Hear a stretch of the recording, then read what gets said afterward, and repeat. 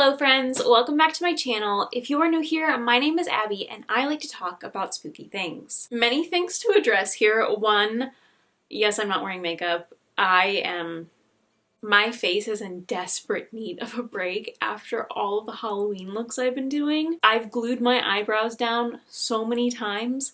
My eyebrow hairs actually hurt, which is something I don't think any human has ever said before. So, sorry, but my face hurts. If you want to see those makeup looks, you can follow me on TikTok or Instagram. My links are down below. I am posting my annual 13 Days of Strotober makeup series for Halloween, and then I do special effects makeup year-round, even after Halloween, but it's just extra special right now.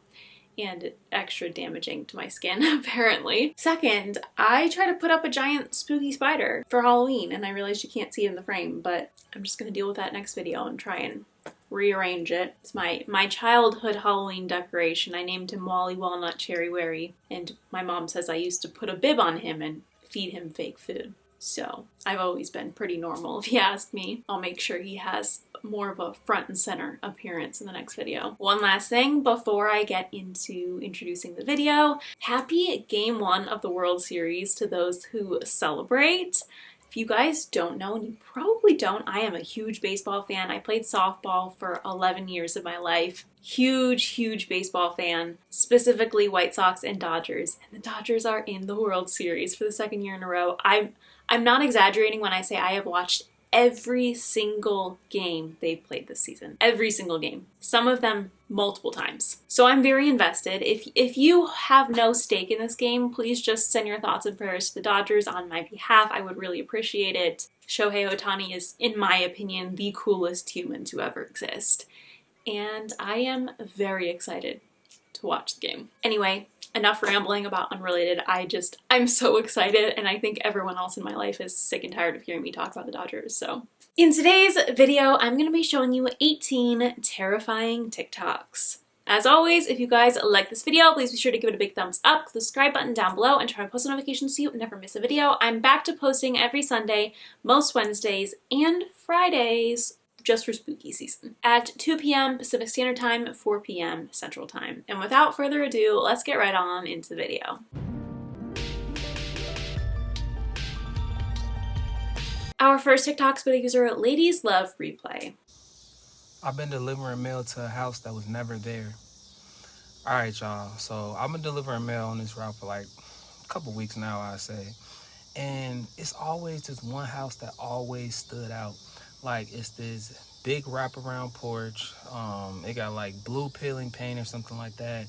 And there's this older woman who just like sit by the window smiling like she's just like waiting for me every day. Like she have nothing else to do. So she always called me like son, and I handed her mail like through like, you know, this little cracked door. So I'm thinking she, you know, a sweet old lady.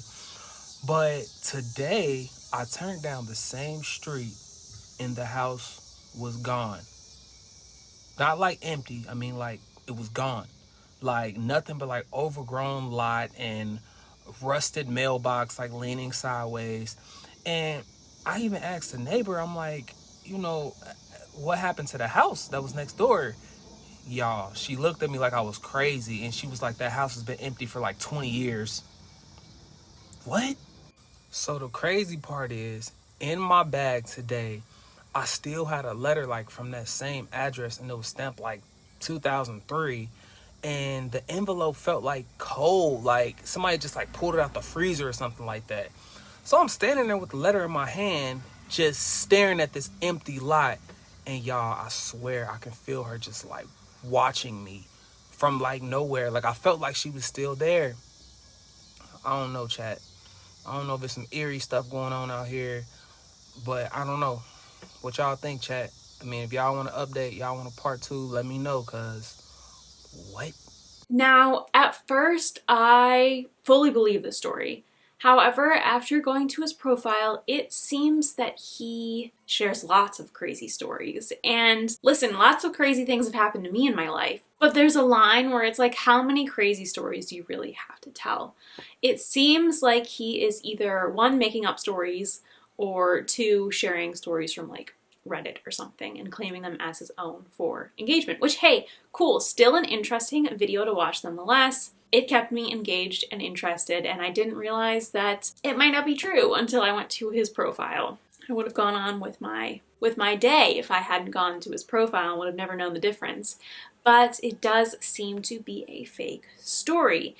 Maybe not fake, but maybe not his story either. Maybe it was submitted to him, maybe it was shared on Reddit. Again, I'm not sure. But he does tell stories like this way too often for them all to be his own personal, true stories. Nonetheless, I think it is a very frightening story. I feel like I kind of saw it coming towards the end, like, oh, that house doesn't exist. But I'm sure it's probably happened to someone. Crazier things have happened. But yeah, I think this is a really fascinating one, whether it is his story or not. I'm just realizing how red certain areas of my face is. That's exactly why I didn't want to put any makeup on today. It needs to rest. Our next TikTok user, Randy Brian Moore. Tell me a ghost story that sounds completely unbelievable but is entirely true. I'll go. In 2007, when I was 17 years old, I was living with a good friend of mine that I went to school with. And one day when we were not home, we had taken the dogs to the vet, and his house burned down. Burned to the ground, and we weren't there, so it was like kind of a good thing. But the insurance company paid for us all to move into this, like, it was a nice house. It was like 17 years old, but it was built at the edge of town, kind of near this like farm and like field area in South Carolina. I want to say this was August when the house burned, and so we lived in this house for like 3 months. And weird things started happening that at the time they were happening we didn't pick up on. Like, there was this alarm system on the house, and it would sometimes in the middle of the night would go off. It had like a door alarm. It wasn't like connected to anything, like it wasn't active, but it would still like chime when the doors was opened. And one night we woke up to like the alarm just going off like crazy, and we could not get it to turn off. Like, it would not turn off. And finally, after a couple hours, it like turned off. It was so loud, I remember. And we're like, that's weird, like, but didn't really think anything of it. So flash forward to Halloween night of all nights, 2007. This is back when you still had like computer rooms, kind of, and so the computer was in the den. I was on the computer, and I hear my friend upstairs, and he's calling. He's like, "What? Like, what do you want?" Like, da da da, like going off. And finally, he comes downstairs, and he's like, "Are you calling me?" And I said, "No. Like, what do you mean?" He said, "Well, the house number is calling my cell phone." I was like, "It's not me." And he said, "Well, it's not my mama. She's upstairs, and she's handicapped, by the way, so it's just an important part of the story, so she can't really get around." And we're like, "No, it's not me." So he was like, "Okay, well, it keeps calling." So he goes back upstairs. A few minutes later, he comes running downstairs, and he's like, "Look, like, the house number is calling my cell phone." And you answer the phone and immediately hang up. We're like, that's weird. Like, okay, like, and it keeps doing this, and we're like, this is weird. Like, this is like the house number kept calling his cell phone. So later that night, we're like upstairs, and we hear this noise, and we go into the bathroom, and all the water, like all the sinks are on, and all the drawers in the bathroom were open. Like, all the doors and everything were just opened.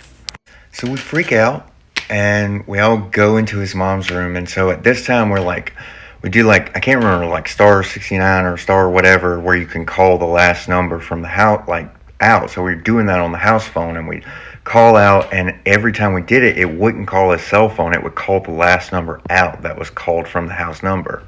So we ended up going to bed, and my friend's dating this girl at the time, and her brother, and he calls her next day and tells her about it, and she comes over, and they're like, "Oh, we're in a haunted house, like, we're kind of like joking about the whole thing at this point." So later that night, on the second night 2, we go get Chinese food. I remember we went and got Chinese food, and we're on the way back home, like driving down the road that this house is on. And as we're driving down the road, we see his mom's car going in the opposite direction. So we turn around and we go catch up with him. And we're like, what are y'all doing? And his mom is like, the power went out in the house, like, but only on the first floor. And they were inside the house, and the power went out, and it freaked them out, so they just left. So we drive back to the house, and sure enough, we get there, and the power is out on the first floor, but is on the second floor. So there's a front door and like a staircase that goes upstairs, and my friend's room was up there. So we run into the house, run up the stairs, and go get his phone. He had left it charging, and sure enough, while we were gone, he had all these missed calls from the house number. So shortly after, the phone rings again from the house number, and we answer, and this time, instead of hanging up immediately, there's just like a silence. It's deafening. And then it hangs up. So we're all scared. We all sleep in the same room that night. Wake up the next day, and this time on day 3, the phone starts ringing like earlier in the day. And we had all stayed, like my friend's girlfriend and her brother had stayed, and so her brother Tucker was like, I'm going to answer it next time it calls us. So phone starts ringing, and he answers it. And I'm not shitting you. He just like bursts into tears. And we're like, what's going on? Like, what's happening? And he was like, it made a noise. It made a noise. So he ends up leaving, the girlfriend ends up leaving, and at this point it's just me, my friend, and his mom in the house. And I'm on the computer, and all of a sudden I hear my friend like screaming, like a blood curdling scream. And before I can even get up, he's like in the room with me, and he said, I heard what Tucker heard. And I was like, what do you mean? Like, what did you hear? He said, it made this noise. Like, he said, I was on the phone and I was talking to my girlfriend and I got a call. So I switched over and not realizing, and it was the house number. And he said, when it calls next, you have to answer it. And I'm like, okay, like, I'll answer it. So, like, it must have been like 45 minutes later, the phone rings. And it's the house number. And I remember it had this specific ringtone that the house number had. So when you'd hear that sound, it was just like creepy. So it rings, and I answered it. Put my ear up to the phone, and I say, hello? And there's no sound, no nothing. And I say hello. And then all of a sudden, it makes this sound like, to this day, I've never heard anything like it. It didn't sound like a person, but it sounded like it was like a low growl, and it just got louder and louder and louder, but when I heard it, like, I immediately, like, just tears started coming down my face, and every hair stood up, and I had to go sit down, like, it, like, took my breath away. It was so scary. Meanwhile, as this is happening, like, those drawers in the bathroom and the sink keep opening. Like, every time we go up there, we keep opening. And there's this closet door that just keeps opening. Like, it's an attic door that was in the room that I actually slept in, which I don't think I ever slept in that room again during this. But that night, you know, my friend is, like, telling his brother about this. And he, like, comes over and he's like, one of y'all is doing this, like, one of you is messing with it, like, whatever. So we're like, well, we're going to do, like, a seance, like, not a seance, but, like, a thing to get this whatever out of the house. So we buy the stuff, we light the candles, we're, like, saying the prayer in each room, and we're putting salt bags over the door, and we're downstairs. We did upstairs first, and then we go downstairs, and as we're downstairs, my friend goes upstairs, and he just starts screaming again, like I'd never heard this before from him, like 2 times in one day. And he's like, who did this? Who did this? And so we all run upstairs and look. And we go into the bathroom, and there's shaving cream sprayed all over the mirror, all over the Bible that we had left in there. And that was when we were like, nobody would do that. Like, it was all over the Bible, and we were like, what the hell? Like, and so that night, stuff like just got real. Like, basically the phone calls started getting like a much more like frequent.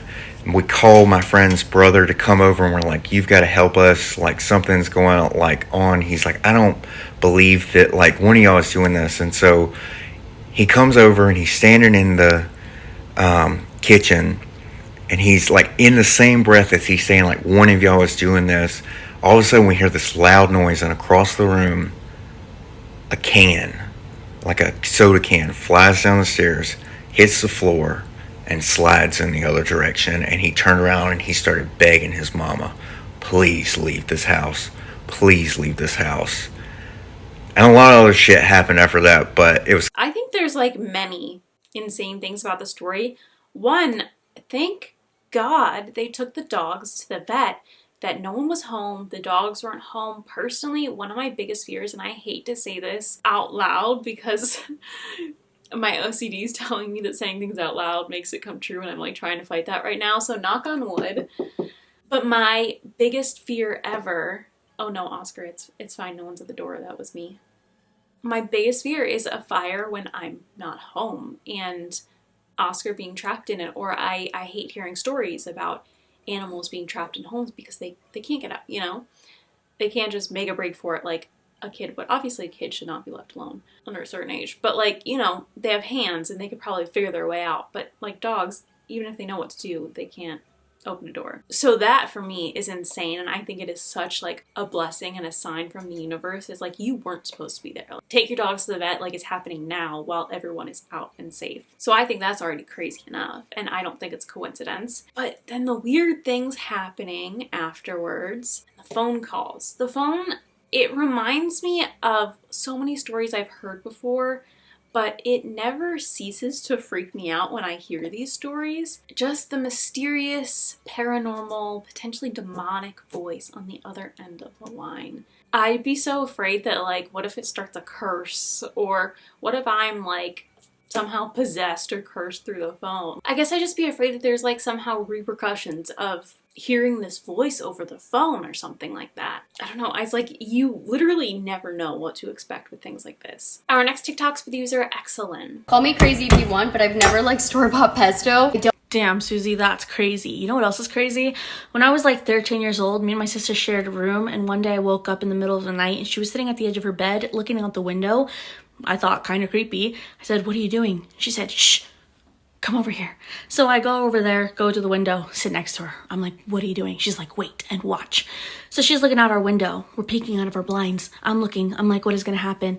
All of a sudden, it's 3 a.m. All of a sudden, a little boy, maybe 4, 5 years old, runs down the street in his pajamas. Just runs down the street past our house. And I looked at her and I said, is that a kid? She said, yes. And she's like, but wait. So I wait, and we're still peeking out the window. Then little boy runs back, and you can hear us running, and just goes out of sight both ways. And he's doing that, and I was like, what is happening? And she's like, he has been doing that for the last like 10 minutes. She got woken up by it, by his little pitter-patter running, because we would sleep with our window open. We were on the second floor. We'd sleep with our window open, and she heard him. So she's been watching him. And I was like, that's creepy as hell. It's 3 a.m. Why is this kid by himself? She's like, I don't know, but grab your camera. So I said, okay. And we were feeling weird. It was weird. I've been filming my life since I was like 8 years old. So I had cameras all around. So I grabbed my camera and we stick my little camera lens, like the little point and shoot. We stick it through the blinds. You know, we're open the blinds. Stick it through, okay? This little boy is running. I click record. The second I click record, this little boy stops in the middle of the street, running, he stops, middle of the street, and turns and looks directly at us in the window. He just stops, turns, and looks up, and we make eye contact, and me and my sister just fling off the bed. We jump out. We're like, what just happened? That was creepy. What spring up? She's like, oh my gosh, did you get that? And I was like, I think so. I look at my camera. It's off. My camera's off. She goes, what do you mean it's off? I said, I don't know. It won't turn on. It's just not turning on. She says, well, is it dead? I said, no, it was fully charged. We look out the window, the little boy's gone. We look at my camera again. After a few minutes, it turns back on. There was nothing there. I didn't get it. Even though I clicked record and I saw the second I clicked that button, he turned and looked right at us. And yeah, pretty sure we saw a little ghost boy. I mean, our childhood home was haunted and we saw other things, so.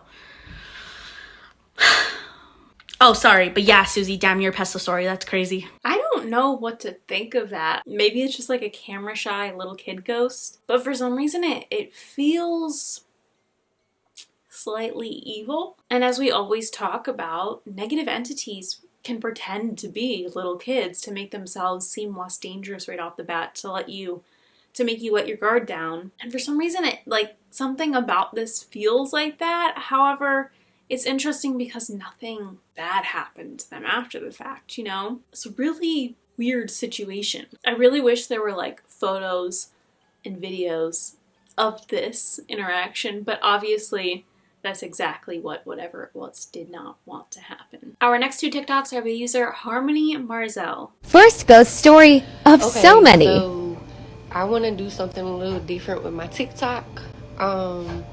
I've been able to see spirits since I was a little girl. I can talk to them. I can feel them. I can see orbs. I can see your aura. Anyway, I'm just ready to share my stuff with social media.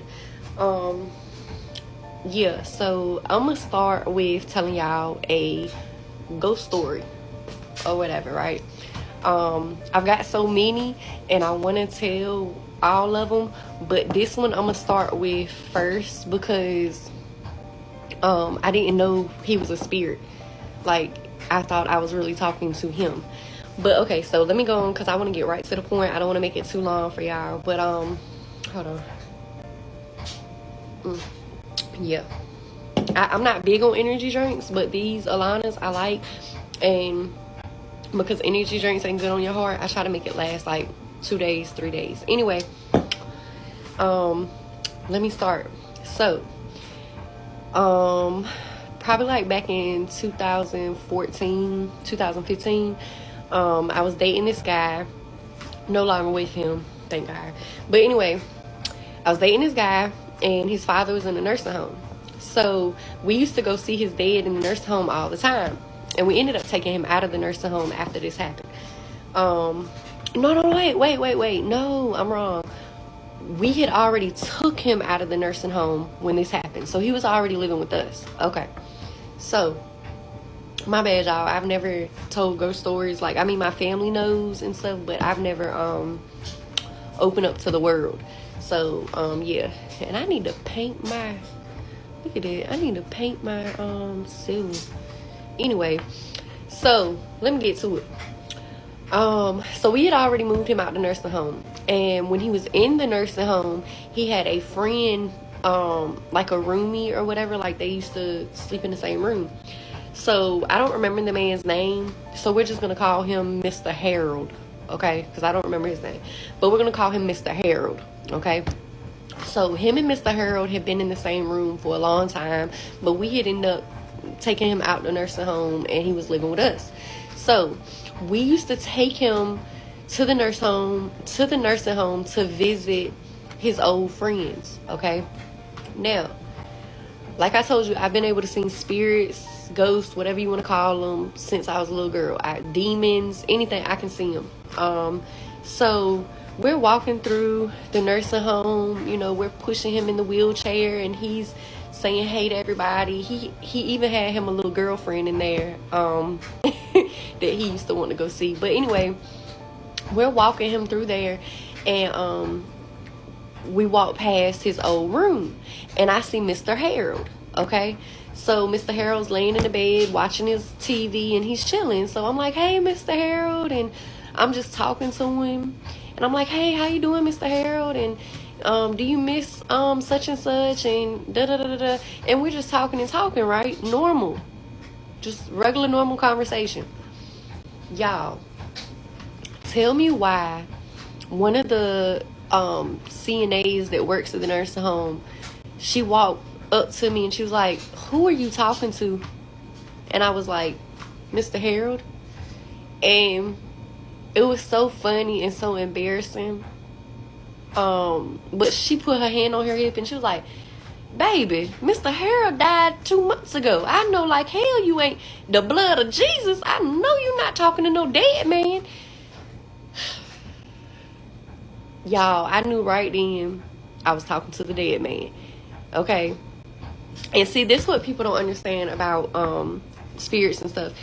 Sometimes they do look like what you see on movies. Like, they do look transparent, or they do look scary or whatever. But most of the time, they look like me and you. Like, you can't even tell there's a ghost. Excuse me. You can't even tell it's a ghost. So, when the woman was like, you're talking to a dead man, I was like, I looked at my boyfriend, because he knew I could see spirits.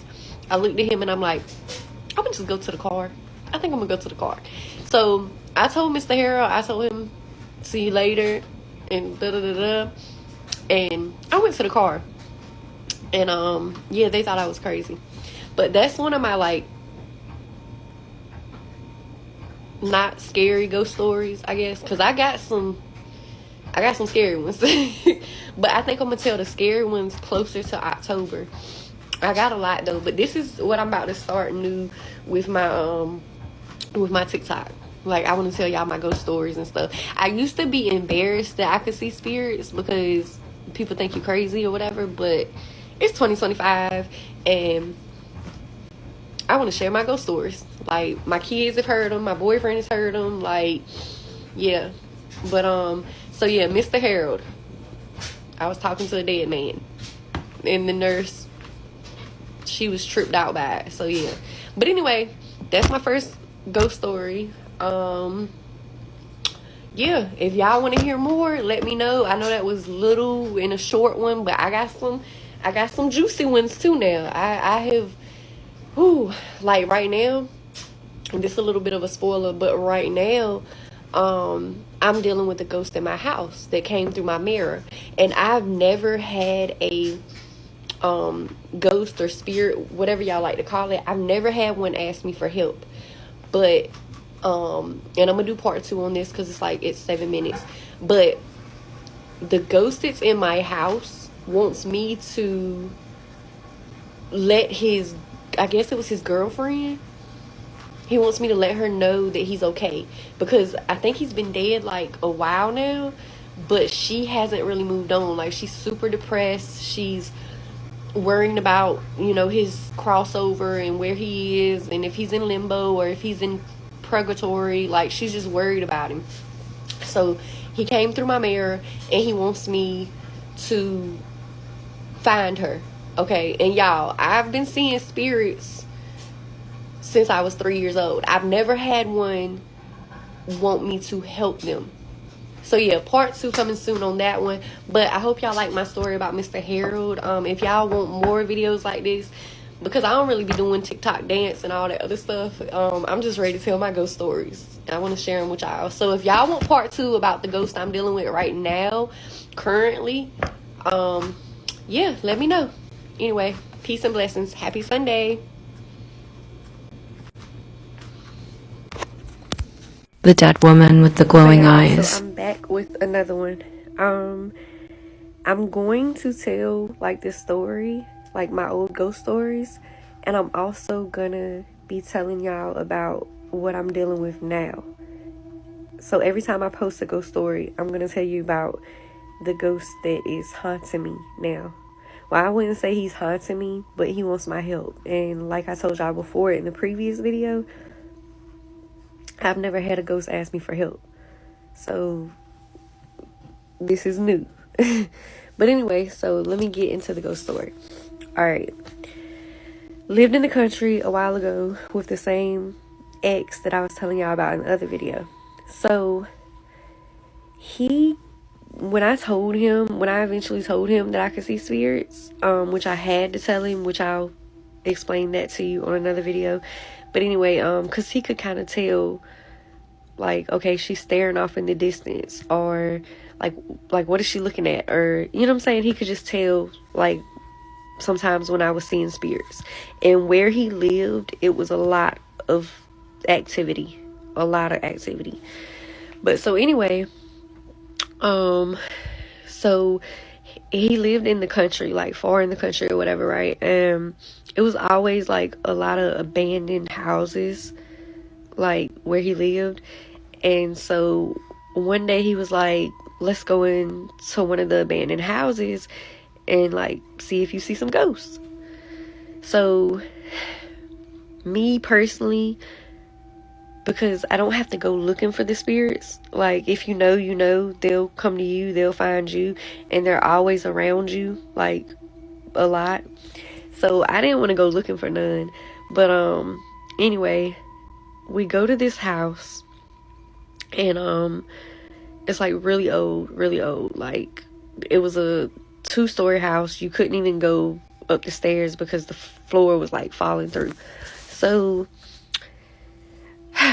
we're in the house, and like I already feel the energy before we walk in the house. Like I can feel it in the land, on the grass. I can just feel it. Like, it's not no eerie or bad or creepy energy, but it's like a protection energy. Like it's strong. Like whatever it was strong, you know.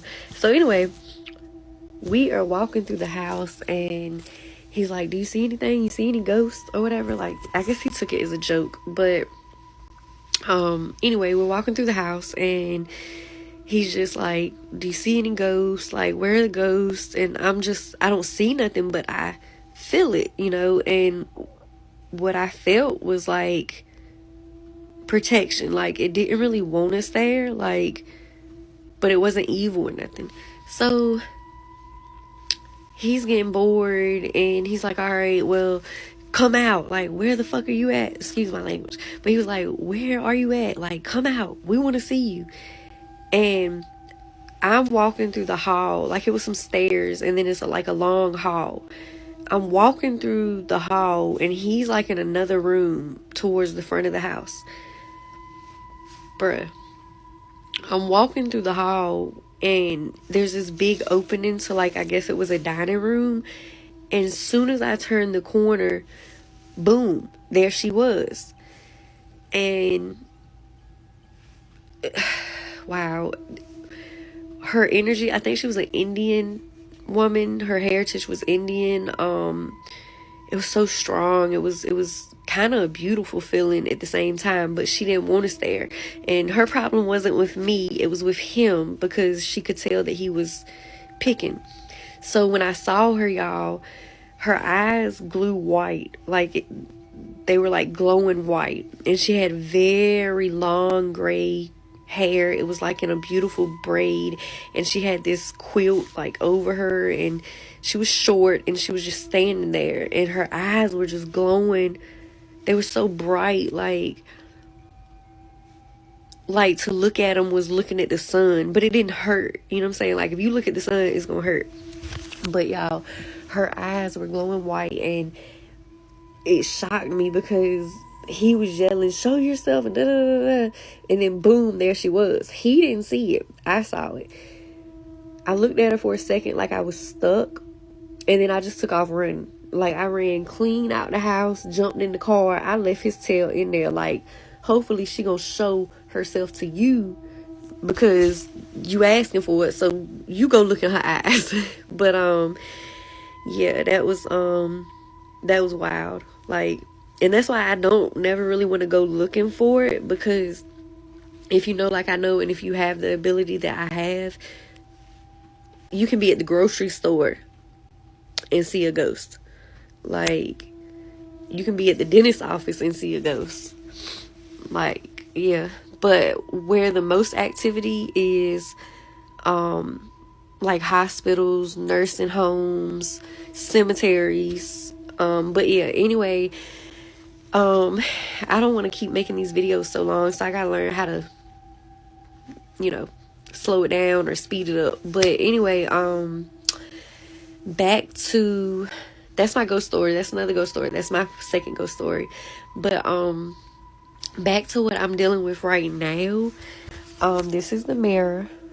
Okay, this is the mirror. It's a very old mirror that I got from my great aunt, that she had for a long time. But yeah, the other night, if you watched my first video, if you haven't, go watch my first video, you'll know what I'm talking about. But this is what I'm dealing with right now. So the other night, I don't sleep good at night, so I'm like up to like 4 o'clock, 5 o'clock some nights.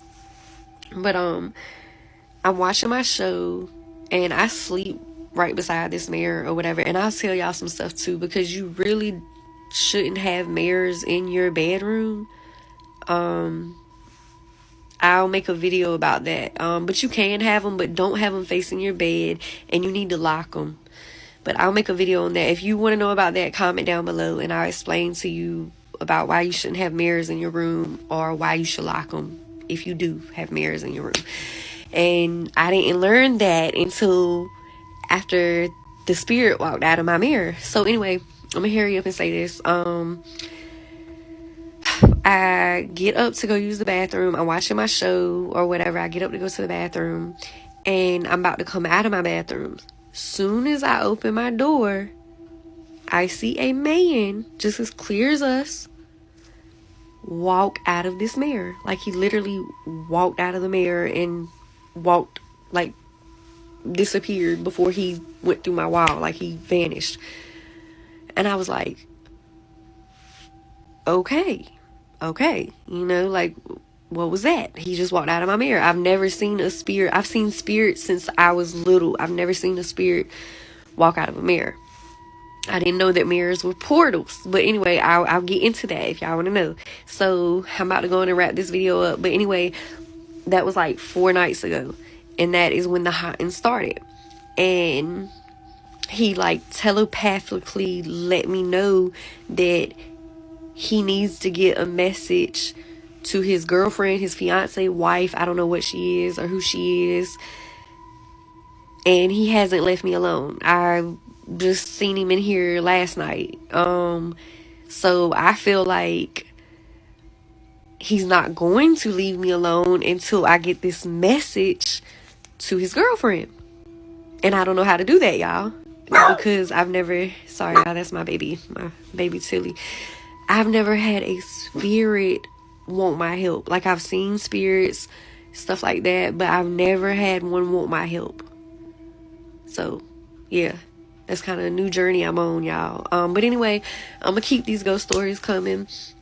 I've got a lot, so many, so many. And like I said before, I got some scary ones, I got some funny ones, I got some unbelievable ones, even demons, like, bruh. But anyway, I probably won't make no more videos today. I'll make one for y'all tomorrow, but comment down below. And yeah, sorry this video was so long. I'm gonna shorten my videos up. But yeah, y'all be blessed. It freaks me out so much every time I hear about someone having a conversation and then realizing after the fact that it was with a ghost. I feel like that would just scramble my brain so much, trying to put the conversation in a completely different perspective. I guess the conversation is what it is. It doesn't necessarily change much, but I feel like at the same time it would change literally everything. I'd have to like review the whole conversation in my head from a different perspective, because scramble my brain is the best way to describe how that would make me feel. But in regards to the second story, I don't like the fact that he's trying to use her gift and her ability and like pressure her to use it so he can go ghost hunting when she's clearly uncomfortable. That's not great. And I'm glad that she wasn't harmed by the spirit in the house, and the spirit seemed to be aware of the fact that she was there kind of against her will and gave her some grace and let her get out of there. But it really shows that there's a fine line. You know, ghost hunting is fun games, but you also need to respect the spirits. You need to be respectful entering as you're walking around, and when you feel that they want you to leave, you should respect their space and leave. Our next TikTok's with the user, Tiffany Strange. A ghost story that sounds completely unbelievable but is entirely true. I feel like there's so many I could share, but I'm gonna share this one that I've been kind of trying to be more open about sharing. So basically the year was 2000 and I'm going to go ahead and just say 2007, maybe 2008. And I had gone to the Queen Mary for the very first time, at least the very first time that I can recollect. So it was my sister and it was my niece who had to have been like 7, or maybe 8, but I think she was 7, maybe younger, but 7 sounds about right. And we had decided to go to Long Beach and go to the Queen Mary. Now, I recently did a very good story on me seeing a physical ghost at the Queen Mary, so check it out. But this one is like the OG story of how I felt that ship is very haunted. Remember that my dad, not too long before this trip, had bought me my first ever digital camera. And if you know, you know, because right now, we are so lucky to have these phones that take great quality photos. But back then, like, yeah, you had your flip phones, but they were not really good resolution. And so I was so ecstatic to get a digital camera. And of course, there were limited amount of photos that I could take on my digital camera. I think like we had gotten like the lowest memory gig. So I could only take maybe like 10, 15 photos or something like that. So we had gone to like the 2nd floor of the ship, and I think there was like a gift shop there. There was like what looked to be a restaurant. I want to say it is the 2nd floor. And my sister was so exhausted that like as soon as we got to the 2nd floor, she just propped herself on one of like the lounge couches there and just dozed off basically. Meanwhile, I was like so happy to be on one of the most haunted ships. And so I started to explore.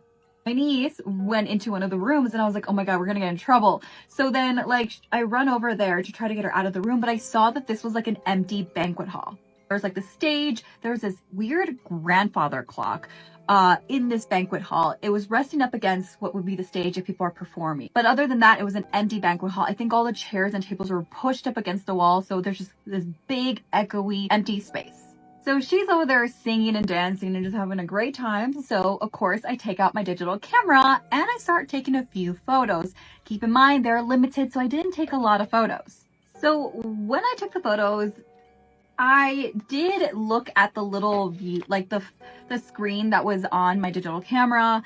As I said before, these are like older, like one of the first digital cameras of like the early 2000s. And even like looking at some of the photos through the screen was just not always the best experience or quality.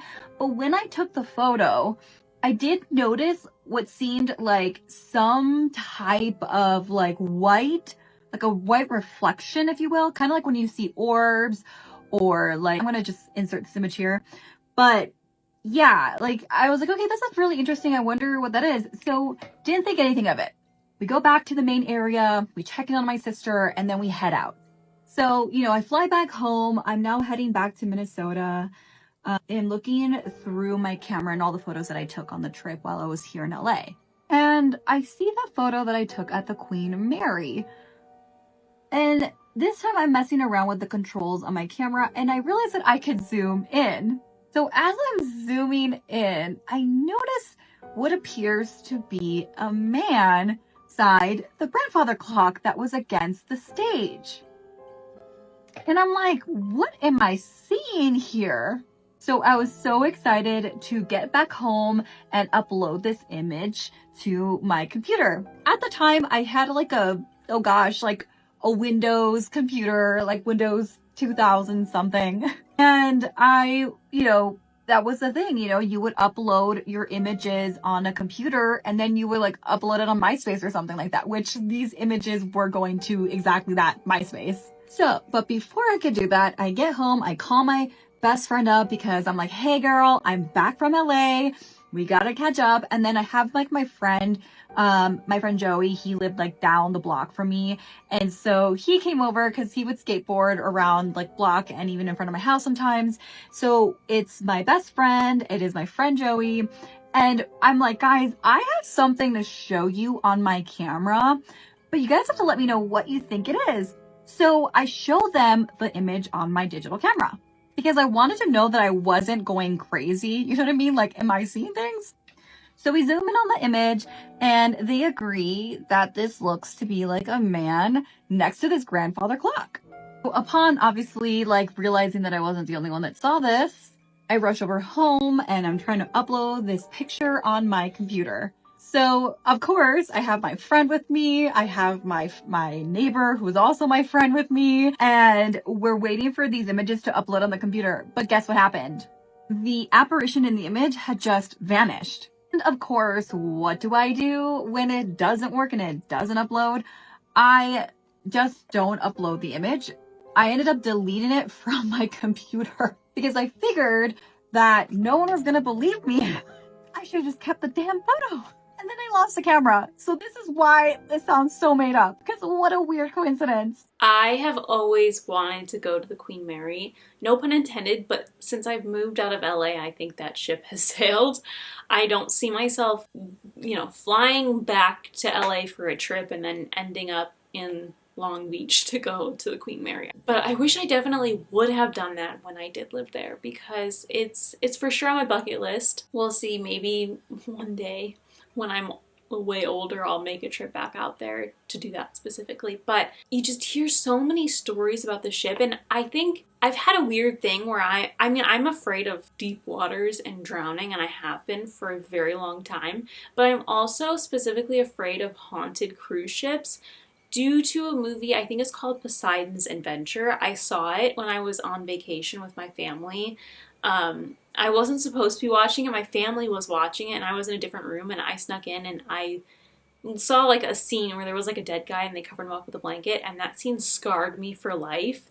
I was so afraid the whole probably the next month. I kept picturing that guy, and I didn't watch the Titanic up until like a couple years ago because of that fear I got from that movie. So I think the idea of haunted ships and just all of these scary things all in one, like potential for drowning and open waters and ghosts, and the fact that for some reason a boat seems like harder to escape, because what if somehow it moves away from shore even though it shouldn't. But it's just, irrational things like that. I think the idea of the Queen Mary really freaks me out but fascinates me so much at the same time, and it seems like she definitely had quite an experience on there. Our next 4 TikToks are by the user Punkin. Welcome back to another spooky, scary story time. If you like this kind of content, please like, comment, and follow me for more, because I'd like to keep them coming. I have quite a few stories that I would like to tell.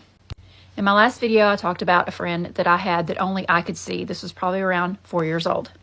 Well, this story, I actually was able to share with someone, and they got to witness what happened, and it was pretty wild how it all played out. This actually happened not too long ago. It was around the end of 2021.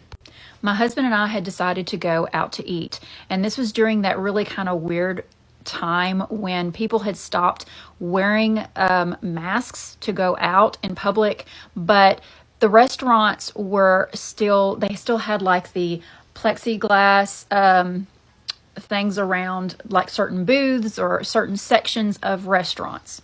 Well, we went to a fairly popular steakhouse restaurant, and we like to go at a time where there's not a lot of traffic. So we get there probably around 2 o'clock, which is a great time because there's not a lot of people. We could get in and get out. It wasn't going to be very noisy. So we got in and we got seated immediately. And we sat down into one of those 2-person booths right next to a wall. Well, when we came in, there was a big group in one corner that looked like there were several tables together. Well, as we were sitting there, the person came up, took our drink order, and walked away. And about that time, I started feeling really weird. You know that feeling when you can just feel someone's eyes like boring into you? So I look up to see this man just doing that. And at first I think, maybe he knows me, but I guess I got this really weird look on my face because my husband's like, "What's wrong?" And I tried to move behind my husband's face, like so that the guy couldn't see me. And I was like, there's this guy staring at me, like through my teeth. I'm saying it because I don't want him to see me talking about him. But literally, as I'm saying that, I kind of look over my husband's shoulder and I can see him just, like, his face changes. Like, he grins really big, like, you can see me. And I literally hear it in my head, you can see me. Now, granted, I said there are plexiglass dividers, and he was behind one of those because there was a wall between his section and our section. So yeah, he would have been in another booth, I guess, like behind that wall. So then my husband says, well, do I need to like turn around and look at him, like quit looking at my wife or something? You know, he was kind of joking. And I was like, no, don't turn around. And so he just decides he's going to, he just kind of just goes like this, you know, and turns around and looks over his shoulder. So he looks back at me and he's like, where did you say he was? And I said, right there. You know, I'm pointing like where the guy can't see. And as I'm doing this, the guy, his grin gets even bigger. And my husband turns around and looks. He turns back around and he's just like straight face. He's like, babe, there is nobody back there. Like the section right behind us. I was like, yeah. And he's like, there is no one in that section, that whole section. I scanned the whole section. There is no one there, much less right behind that wall. And knowing this and knowing that I have experienced things, because I confide in my husband, he said, Carrie, this is one of those situations. And, you know, I realize it, you know. So he just says, try to communicate, you know, see if you can figure out who this is. You know, maybe there's a purpose or something. I don't know. So I'm just about to think, you know, what's the guy's name? Or, you know, I'm thinking how to communicate. And I just hear something like Jonathan. And I said, I think it's something like Jonathan. And that's when it was almost like this weird back and forth echo. And it was like in my ear, and then it just stops and it goes like this. And it's like, just John. Freaked me out. I will never get used to it. It comes to me in different ways at times, but literally it was just John. And so I tell my husband, I was like, oh, I kind of, you know, got one of those shivers. And I said, it's just John. And he goes, did you hear that? And I was like, I don't know. I just heard just John. And it was so weird because it was like I started getting like these pictures in my head. Believe it or not, this is the only way I can describe it. I started getting these pictures in my head. I saw a crumpled up truck. It looked like a truck because I could see the bed of a truck. And I got just this impression that there was a horrific wreck. And when I looked at him, I'm saying this to my husband.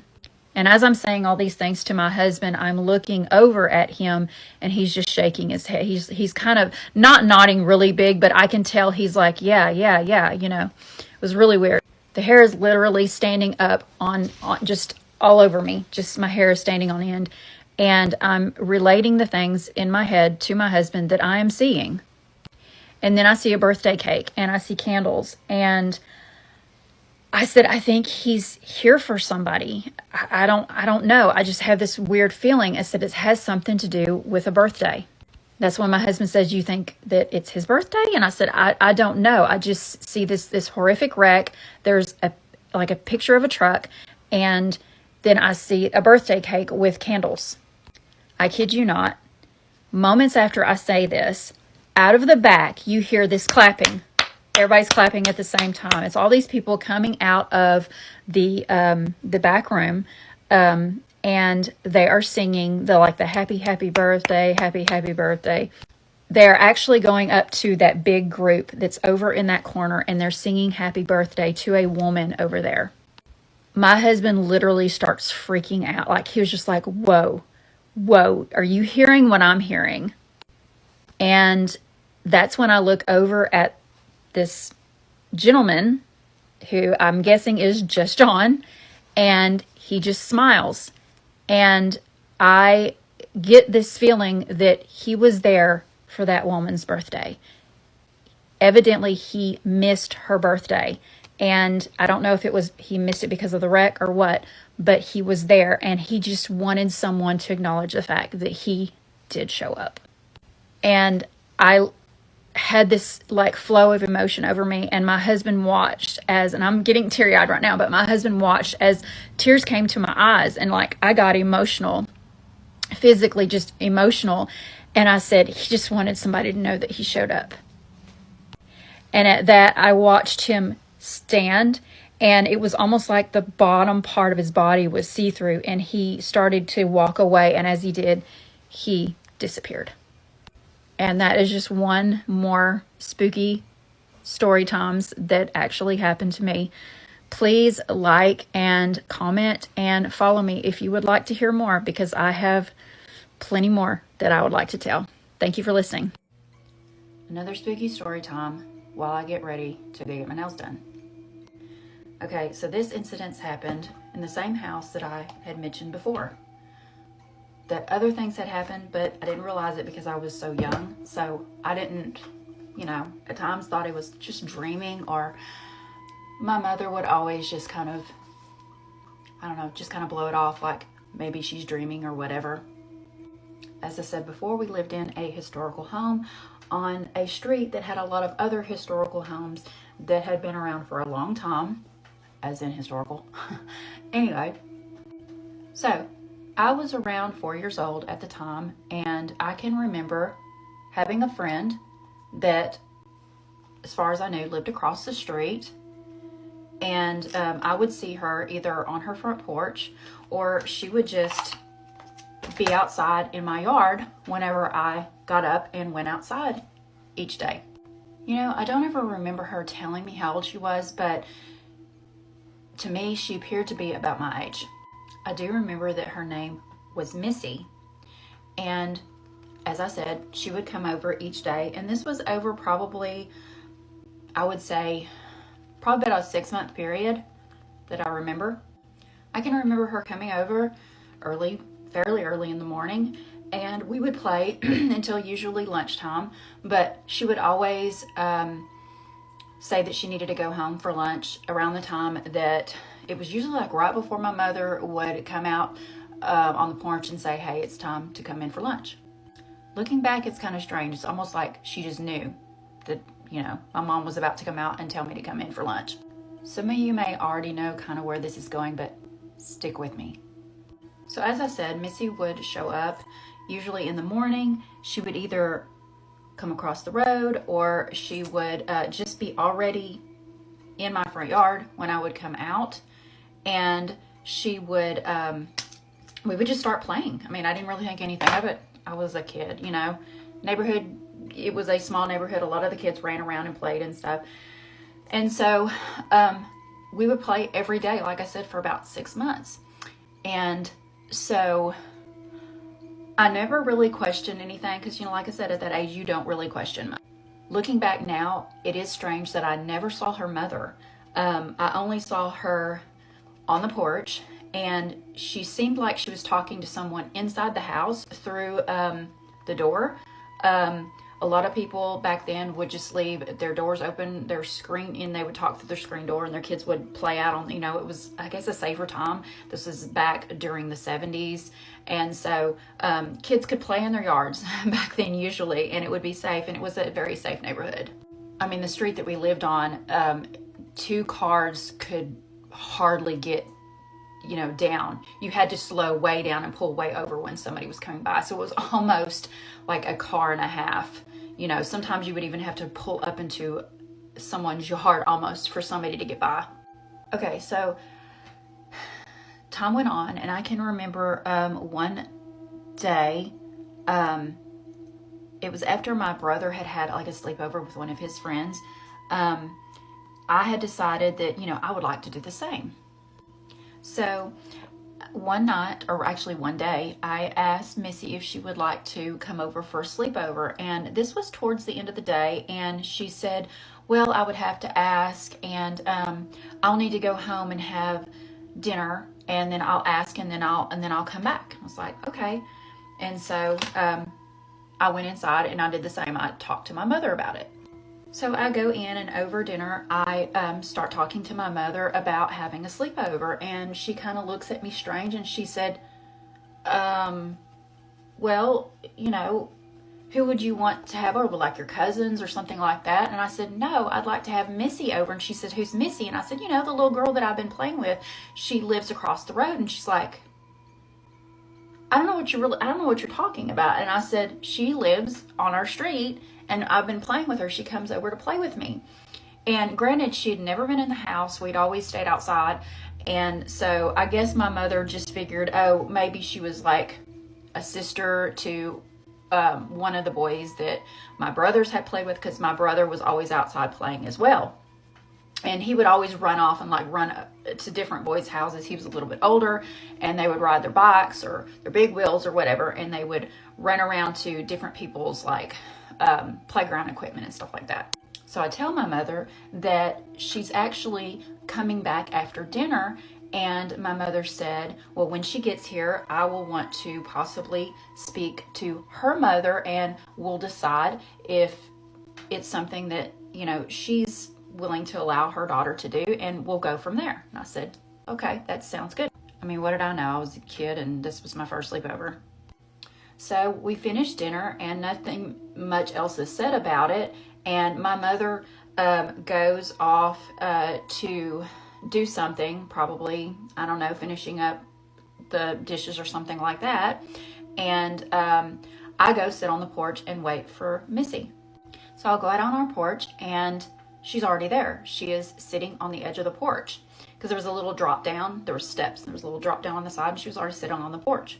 So I go ahead and invite Missy into the house, and I show her my bedroom, because I realized I had not shown her my bedroom. And I guess I was excited about that, and I wasn't really thinking about my mother, you know, talking to her, because, you know, I'm 4. So I'm not really thinking about that. So we go into my bedroom, and I noticed that she didn't bring anything with her.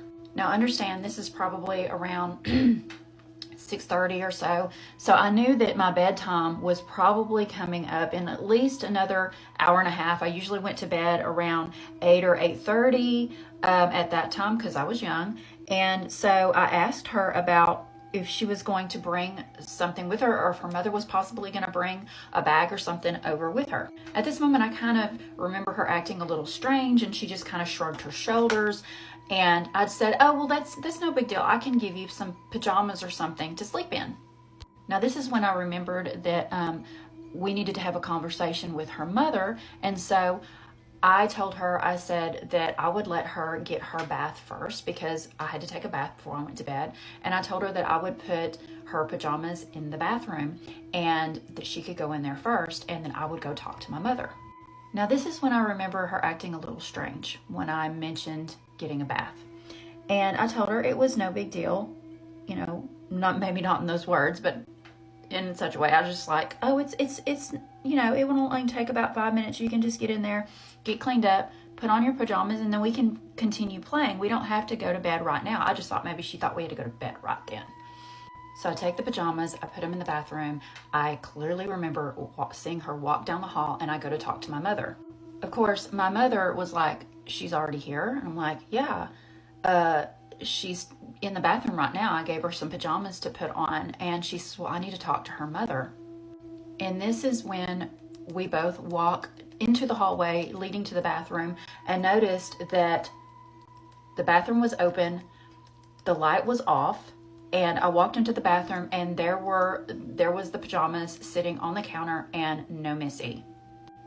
My mother then took me out on the porch and asked me to point to the house where Missy was living. And when I did, she got this really weird look on her face, and she said,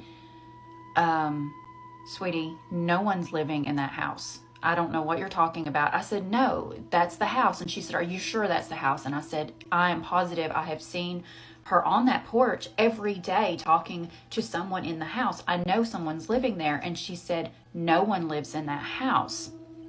And so she never came back. My mother couldn't call. She actually walked over to the house and knocked on the door, and no one came to the door. And I just remember being upset, because I just thought something was wrong, and that she just didn't want to play with me, or she didn't want to stay. What's even stranger is that after that, she never came back to play with me. Years later, I started thinking about other things after things started happening to me in my life and me seeing really strange things. I remembered the street and I remembered the little girl's name, so I looked it up. For privacy reasons, I will not list it, but I will tell you that I found that there was a little girl named Missy, that actually around the same age that I was at the time, a little bit younger, had actually drowned in her bathtub. She was very sick and she was weak, and she, I guess, had been, like I said, very sick, and she was unattended in the bathtub and she drowned. So there is my spooky story time. If you really liked it, leave a comment and like for more. Have you ever heard of the burnt toast theory? Basically, it's when a person has some little interruption in their day, their morning, whatever it may be, something as simple as burning their toast and causing them to have to start over and make new toast. I don't know, maybe it's something you can't find your shoes or you can't find your keys, whatever it is that stops you from your normal day-to-day activities, and then later on you see a wreck on the side of the road that could have been you, or whatever it is. This is called the burnt toast theory, meaning that sometimes we have these little things that normally would irritate us, and usually they do. They irritate us and they cause us to be late for work or whatever it may be. And sometimes those are the things that may just have saved our lives. So I'm going to share one of those with you. So here we go. Welcome back to my haunted life. It's been a while, but life happens. I've been busy with a lot of things, and I'm back with a new story. So get ready with me as I tell you this new story. Okay, so this one happened, this happened when my daughter was really young. She was probably only about 5 or 6 months old, I believe. I was living in South Texas, and I was traveling back and forth to see my family in Northeast Texas. It was about a 5.5 hour drive, and I hated taking that or making that drive by myself with my daughter. There were several roads that were kind of, I wouldn't call them scary, but you just don't want to have to drive on them, especially if you get behind somebody and you can't pass them. There was no shoulder, and you could be going a long ways, going really slow, and it could be really frustrating. So it can make a 5.5 hour drive even longer. Okay, so as I said, my daughter was really young, so she was still in one of those backward-facing car seats. And one of the things that my daughter did have was she had a pacifier, and this would help to soothe her during the long drive. And of course, I would stop and I would get her, I would stop and feed her during that time. But in between that time, of course, I was by myself. And I had this system for how I did things on this long drive. And there's a reason for this, okay? So I do have to explain this. She was riding backwards, and she was in the middle of the back seat. So I could reach back, and I could touch her. I could actually touch her head. And on the car seat, I would take, there's this little thing that you can attach to a pacifier. Mothers know this. It's to keep the pacifier from falling down and getting all nasty and dirty. You can either attach it to your child's clothing, or I would attach it to the actual cloth that was on the car seat. Now, the one that she had was very, very strong. It had a really, really sturdy, hard clamp. So it was impossible, almost impossible for you to just yank it off. You had to squeeze the little clamp to get it off. So I really liked this one, and I kept it on her car seat so that during these drives, it wouldn't fall, and I could just reach back there, find the clamp, follow it down to the pacifier, put it back in her mouth if it fell out. So we had been driving for maybe an hour and a half. Actually, it was about an hour. I had pulled over and checked on her because I knew that this long stretch was about to come up, and there was really nowhere to just pull over. You would have to wait until there was like a driveway or something like that. So I didn't want for something to happen. I was going to check her diaper and all the things before we pulled off onto this road. And so I did this. I pulled over because I knew this road was coming up. I was going to be turning on. So I get back into the car, and I was driving a little ways. I still had a little bit to go before I was going to get there, probably another 15 minutes. And just as I was pulling off, I noticed, and it was like, oh gosh, of course this would happen to me.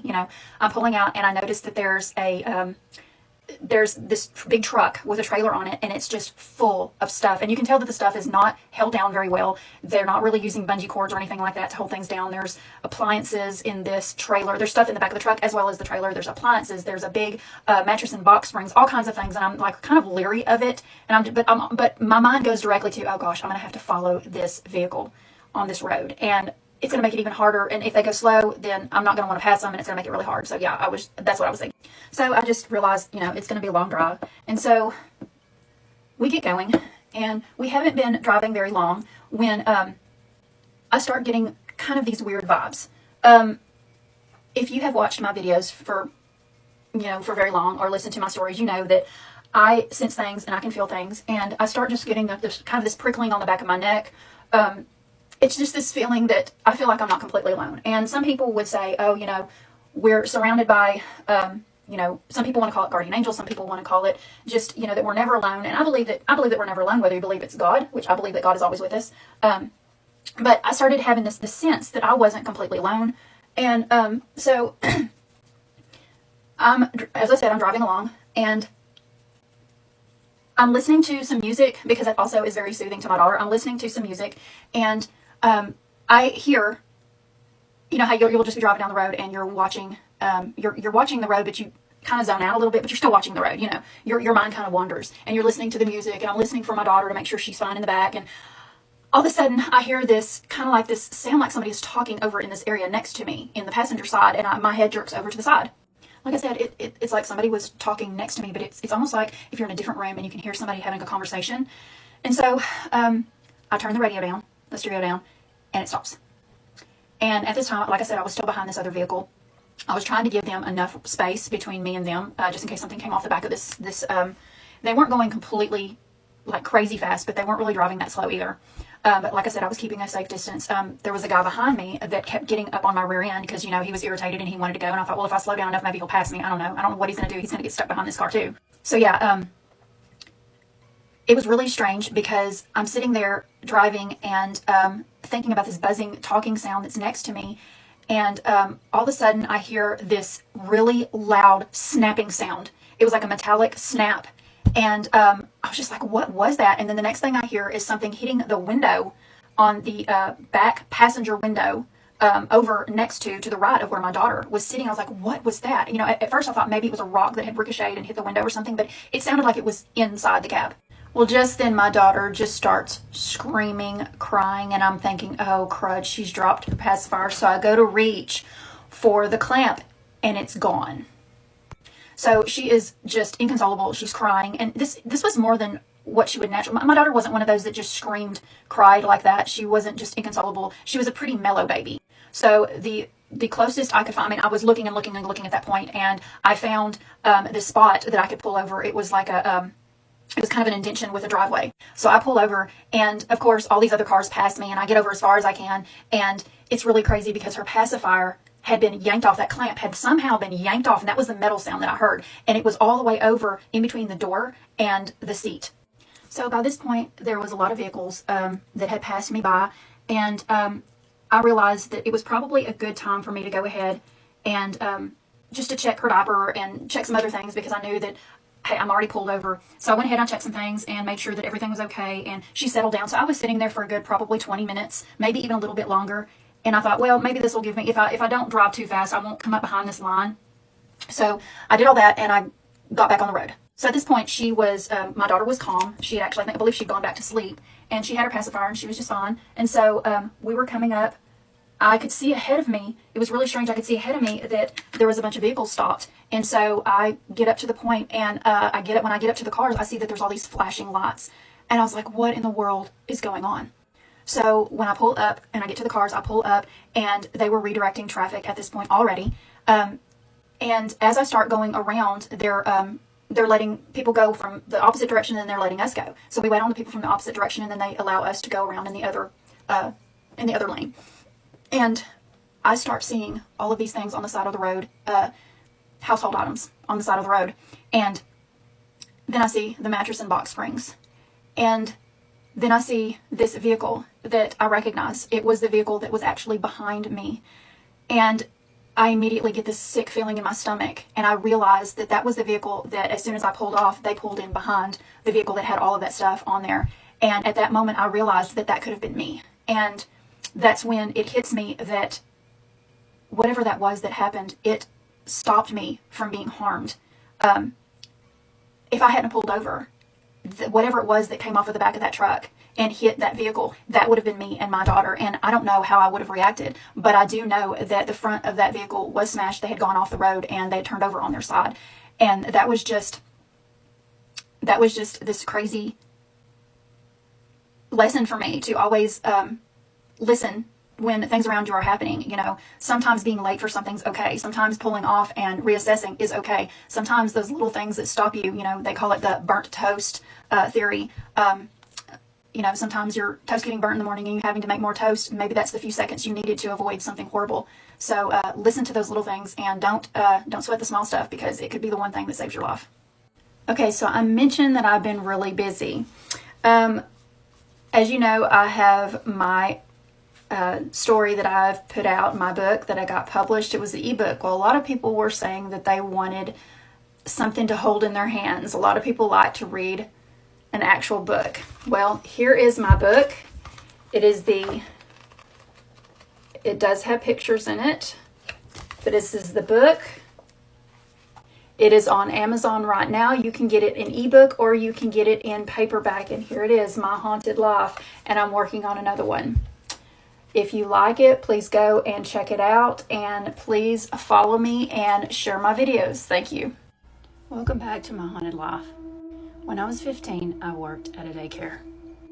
Now, this daycare was in an older home, a historic home on a historic street in our little hometown. I was thinking about going into maybe being a teacher or doing something like that, or maybe having a daycare. So I wanted to get my foot in the door.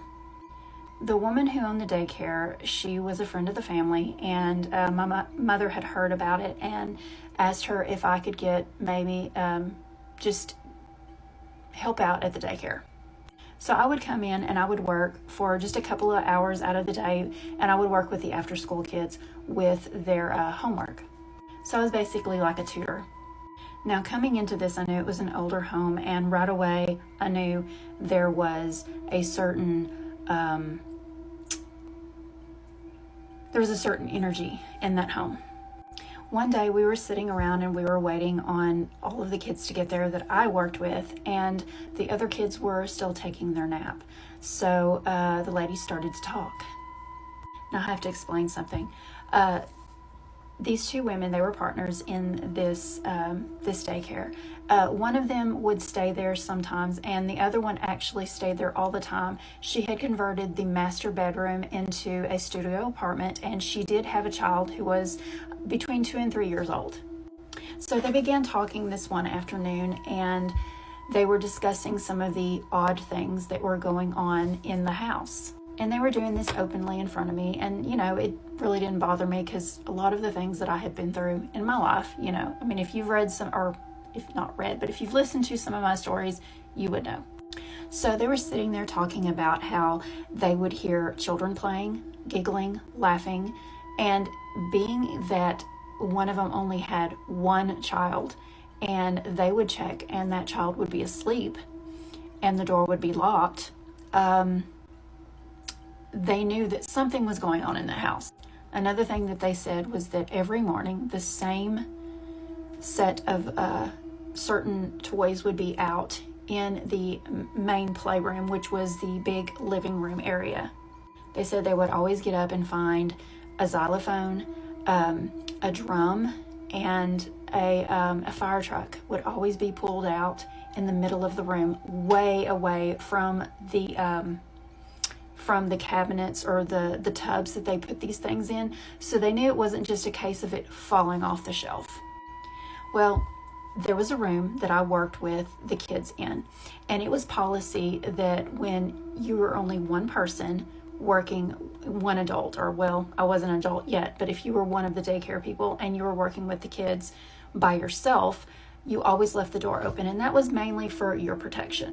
So I was working in this one bedroom, and I was tutoring the kids and helping them with their schoolwork, and I had the door open. I always felt like I was being watched. It felt like there was something in that room, that I was not the only person in that room other than me and the kids. And one of the things that happened over and over, I would really get to working with the kids and the door would shut. Now I know this is an older home and sometimes they are not level and sometimes things can open and shut, and they did have central heat and air in this house, and yes, there's a possibility, and as I said, things had happened to me throughout my life, so I shrugged it off. but I wanted to make sure that the door was kept open. So I went to one of the ladies and I said, hey, is there something I could use to prop this door open? Because it keeps closing and I want to make sure that it stays open. And so she got me one of those iron door stops. So I put the iron door stop against the door and we get back to doing what we're doing because it's almost snack time. And we're sitting there and all of a sudden you hear this bump, bump, bump, and then it just starts going faster. And I look up to see the door just doing this and hitting up against that iron doorstop over and over. And of course, this startled the kids. And so I decided, okay, let's get the kids out of here. So I said, I think it's time for snacks. And so I proceed to get them out of the room and I moved the doorstop and I shut the door. After that, I took the kids outside. Now, this did not happen very often after that. I believe not too long after that, it was summertime, the kids were out of school, so they would end up outside. And I would be outside with them just those few hours out of the day. On one of the days that I was sitting out and watching the kids, I remember sitting looking towards the house. There was a little lawn chair out there that I would sit in and the kids would play on the playground equipment. And I remember looking up and seeing a little girl looking out through one of the windows. Now, this back room was actually a room that was not occupied by children. It was the room that the other lady would sometimes stay in. It was just this little spare, very small bedroom that, like I said, some nights she would spend there. So upon going back in and before I left, I didn't ask about the little girl. I knew that she looked a little bit older. She should have been out there with us because she did look about school age, but I did not ask. But I did go look in all of the rooms thinking maybe she was related to somebody, maybe she was just visiting, but I never saw that little girl again. So I just kind of shrugged it off as one of the many things that were unexplained in that house. So you're probably curious why I shrugged a lot of things off. Well, if you've watched any of my previous videos, you would know that I have seen a lot of things and I've experienced a lot of things in my life. And even before this time at 15, I had experienced a lot of things. But one of the main reasons why I didn't think a lot of it is this house that I was in the daycare, that was the daycare, it was the house that I used to live in. And the very room that I was tutoring the kids in was my actual bedroom. So most people would think that was strange, but I don't believe in coincidences. If you go back and you listen to the story about the little girl named Missy, this was the house that I lived in when I met Missy. And so yeah, that's the reason why I didn't think a whole lot about it. And that's why when I heard all of the stories, I totally believed them and I didn't question them. I wasn't really afraid of anything that went on in the house, but it still gave me pause at times when you would hear things.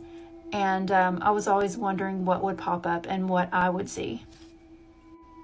If you like this story and all of my stories, please like and follow me. And please repost my videos because it really helps to get them out. I would like to get more followers, and I am working on a short story book about all of the things that have happened in my life.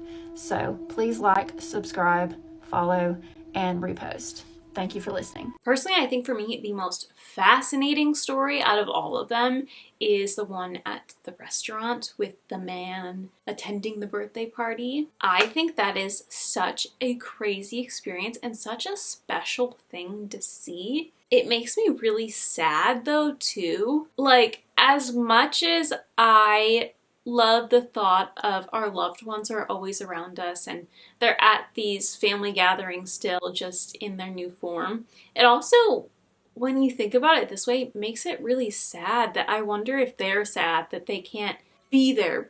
Like, you're not really aware that they're there, they can't interact. I wonder if it's like bittersweet, that like they can still be there, but the rest of everyone else kind of has no idea they're there. It just like got me thinking that, and that makes me really sad. Like the fact that this man wanted someone to see that he made it to this birthday event, it really made me sad for some reason. I don't think that that's a spooky story at all. I think it came off creepy at first, but then when she figured out what was going on, to me, it made me sad. But I think it is so special that he came to her and that she was able to put the pieces together and be like, yeah, I see that you're here for this, even though you can't be here in this physical plane. I think that is incredible and so sweet. Our next TikTok user, this is just Sadia. So I want to talk about how I was haunted by a ghost in college. And it's really hard for me to talk about now because it was just like my reality for like 6 months, 7 months, like a long time. When I was in college, something had happened and I had to change my dorm.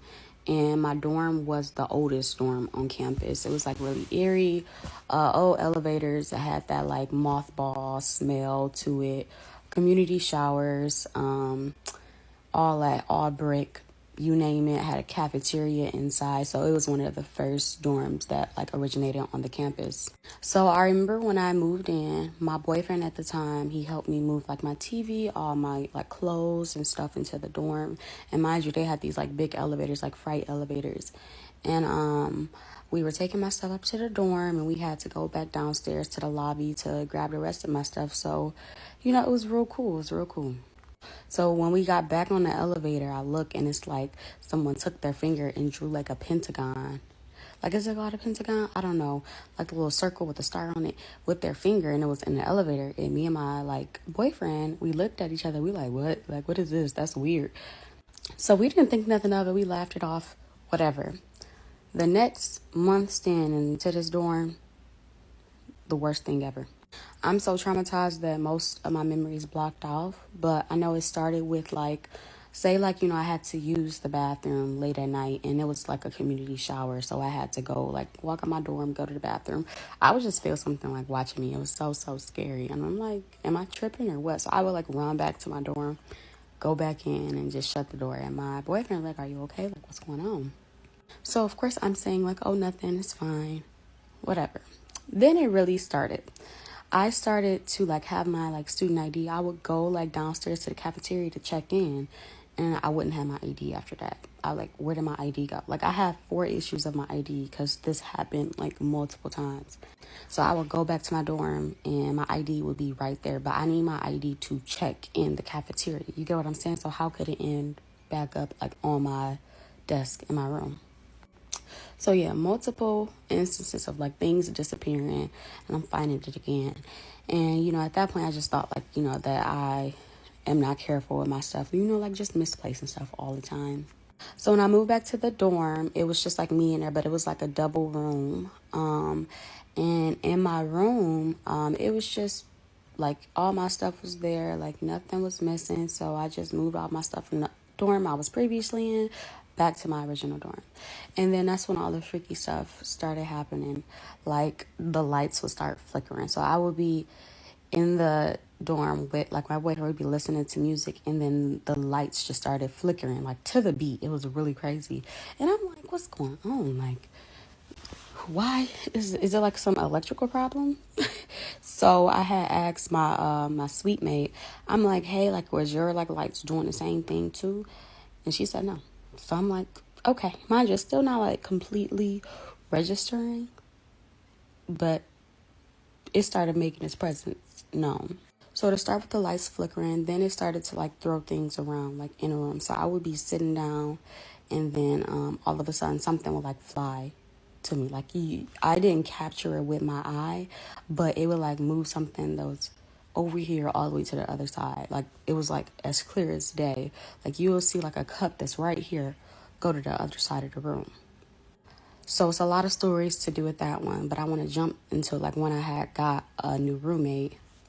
I had got a new roommate in my dorm, and when my roommate had came, she like, you know, she was really cool, and you know, we bonded really good. Like it was perfect. And I tried to give her a briefing. I'm like, hey girl, like, you know, it's like It's a ghost in this dorm. I just want to tell you that. And of course she looked at me like I was crazy. But I tell her this because if anything happens, I don't want her to think that it's me. So on one particular night, me and my boyfriend, we were laying down and I see an apple levitate. It was like my roommate's apple that she had like up above the closet. I don't know why she had the apple up above the closet, but it was levitating. And we are looking at it. We were like laughing like, oh my God. And then it just slams the apple down. I kid you not, slams it down. And we both run out the dorm. We ran out the dorm and we went to his and spent the night there. So there was one time where I had to stay in a dorm by myself, and it usually never messed with me when I was by myself. It will always be when I was with my ex or my boyfriend at the time. And I was sitting in my dorm, and I seen like a book fly across the other room. So then I got scared, so I called my grandma for her to pray, and she said like a prayer and everything, and I thought I was okay. And then it was like, it started throwing everything else around the room. It was like everything else. It was like books. I'm sorry, hold on a second. It was like books, water bottles. It was all like flying around. So I run out my room and I go downstairs to the lobby and I'm just sitting there crying. And I was talking to like my RA, which is like, you know, the resident assistant or, you know, the person who docks each like floor of the dorm or whatever. She was like, what's going on? And I couldn't tell her that it's a ghost in my room. So I'm just sitting here waiting for my boyfriend to come here because, you know, at this point I'm being tormented. So I go to my boyfriend's dorm, come back the next day, and everything was fine, you know. The day after that, I was in the dorm with my ex at the time, and we was walking past in my dorm, like it's like we got two different beds. My bed is right here. My roommate's bed is on the other side. And I was walking past her bed, and I looked by my boyfriend, and all of a sudden we just hear like the drawer open up, like the desk. It's like a desk, and it just started throwing out everything that was like in my roommate's desk. I know, right? And it was all on her bed. So we run back out. We go to his dorm and stay the night there. So then when I came back, my roommate's stuff was back in her desk, and I had told her like what had happened. Of course, you could think she's like, oh my God, this girl is crazy. What are you talking about? It's no way that this happened. So I'm like, girl, please believe me. Like, this is just what's going on. So this is the time I'm going to tell you about, like, I'll say a week after that, what happened to make her believe. So another day, me and my boyfriend was in my dorm, and my roommate had her boyfriend in the dorm too. So I'm laying like, you know, down. We all cuddled up, booed up. You know, it's like morning time. And we were all like watching TV. Well, me and my ex was watching TV. They were like, you know, just chilling, relaxing, being cute and stuff. And my TV, the thing that was holding up my TV, started to sway back and forth. Mind you, I have like plates underneath that because it's like a dorm, so you got to make space work. And it just starts swaying back and forth. And I'm like, I'm telling y'all, like, that's the ghost. So they just started laughing. So I had like my initials. It was like blocks, and it was like on my windowsill. My S ended up all the way on the other side of the room on her boyfriend's head after they laughed because it was swaying back and forth. So then everybody's like, oh my God, how did this get over here? And I'm like, y'all still. So we are laughing at this time because, you know, I guess that's what irritates us. So all of my glass plates that were underneath my TV on the little thing holding it up, it just starts throwing them all down. So all of my plates and bowls were broken on the ground. So they all run out. My roommate never came back to the dorm. She moved out shortly after. So yeah, there are other like instances. Like, it took me a long time to be able to like take a shower by myself, or take a shower with the curtains closed. My suite mates hated me because I had like water all on the floor, but I couldn't close the curtain because I knew once I closed the curtain, all the lights would switch off and I would run out of the bathroom. There was one instance where like I was taking a shower as usual, and you know, I decided to close the curtain and stay, and I felt like a breath like on my back, and I got scared because I already knew what time it was. And That's when all the lights switched off. And I switched it back on. I ran out and I seen a shadow turn.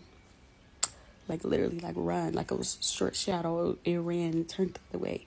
And my boyfriend had his headset on at the time playing the game. He's like, what's wrong? I'm like, it happened again. So that is my college ghost haunting experience. If you want to hear more about it, let me know. But it's a lot. Yeah, that to me does not feel good. It feels like a poltergeist-like spirit. I mean, throwing things, making a mess. I don't think any good, kind-hearted spirit who's just there to hang out would do any of those things. Somehow I feel like the idea of a haunted dorm seems even scarier than like a haunted house or a haunted apartment because it's such a small space. I don't know. I guess for some reason it feels, maybe it's like my claustrophobia that's kind of making me think this, but being in such a tight space with a ghost in it, it feels like you could never ever get away. You know what I mean? And I feel like that being in a smaller space with paranormal activity seems way more frightening than like being in a haunted mansion. I think the amount of space that you're sharing with the ghost really changes how frightening the situation is. And I mean, I don't blame that girl for getting out of there and never coming back. Like, but it's so crazy to me that she like didn't believe. And then this one scenario, she's like, nope, I'm out of here. I'm not coming back. That would be me. Well, I mean, I would not believe. I believe immediately and then get out of there. But I would be out of there as soon as I saw that something odd was happening. Our final 7 TikToks of the video are by the user Sustain a Spell, and these stories are about her haunted house. Hi, my name is Tanny and I live in a haunted house. This is the story of the weirdest thing that ever happened to me. So let me preface this by telling you that 5.5 years ago, my husband and I bought this house with the intention of operating a bed and breakfast out of it. The previous owners had already done all of the legwork for us. The house was set up as a bed and breakfast. They just never actually opened their doors. So we bought the house and within 2 weeks we realized why. So this took place in 2022. We do have 4 grown children that are out of the house. We are empty nesters. I was home alone. My husband works about a mile away from our house. So I'm alone. I'm sitting in the living room on the couch reading a book. I have my dog next to me and I start hearing footsteps walking around upstairs. Now, this is not alarming to me. It's a very common occurrence. We were 4 years into the house by this point, and I just wasn't alarmed. I didn't really think anything of it, but my dog had perked his ears up and he started low growling. I turned to him and I said, don't worry, it's just the ghosties, but he wasn't having it. So he got up and he's pacing around the living room and he's growling. So I'm thinking to myself, okay, well, if he's having this kind of reaction, maybe I should investigate. So I go into the entryway where this staircase is, and the entryway and the staircase is separated by a large, heavy, solid hardwood redwood door. And so I open that door and I go to flip on the light in the hallway, and it's not working, which is weird because it was working that morning. But again, this is an old house and I don't think too much of it. So I go into the living room and I grab my phone. I'm going to use the flashlight feature to illuminate the hallway. I turn that on, and by the time I get to the bottom of the stairs, my phone dies, which is odd because it had been fully charged. It was sitting on the charger in the living room. So I'm like, okay, so I run into the kitchen, I get a flashlight, I come back, and for the 3rd time, I try to illuminate these stairs. And when I do, what I see in front of me are vapors. So they look like the vapors that rise off of the asphalt on a summer's day, like heat vapor, but it's not hot. And so I'm immediately thinking, oh my gosh, it's gas. But then it registers in my brain that we're all electric here. We don't have a gas line. So I'm going down the mental checklist of what is causing these vapors. And to this day, I still don't know. So I'm standing at the bottom of these stairs and I continue to hear the footsteps. Now at the top of the stairs, there are 2 bedrooms, one to the left, one to the right, and they are connected by a Jack and Jill bathroom. And there's also a hallway that leads to the largest bedroom, which is on the right. And that's where the footsteps are coming from. So I hear the footsteps exit the room, walk down the hallway, and I start to get nervous because they're getting closer and closer to the banister. And I'm thinking, I don't know that I want to see what this is, but I'm holding my ground. Well, the thing walks right past the banister and right to the top of the stairs, and I see nothing. There's nothing there. Then it proceeds to walk down the stairs, which is even more alarming to me. So as it's walking down the stairs, I'm backing out of the stairway. I turn around, I close the door, and then I hear it turn around and run back up the stairs and go back into the bedroom. So I go back into the living room and I call my husband and I say, I think there's somebody in the house, knowing full well that it's a something and not a somebody. So he comes home and he goes right upstairs. By now the lights are working, and he checks the closets, he checks under the beds, he pulls the attic access down, he goes up there. There's nothing. So he leaves again, and I'm sitting in the living room. By the way, my dog won't come back in the house. He's in the backyard barking. And I'm sitting on the couch, and I continue to hear these footsteps, like just in a loop, leaving the bedroom, walking down the hallway, going to the stairs, walking down, turning around, running back. And it dawns on me that whatever this thing is, it wants me to follow it up the stairs.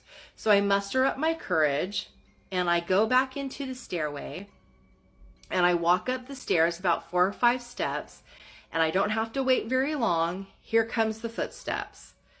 Past the banister to the foot of the stairs, they pause, they walk down 4 or 5 steps.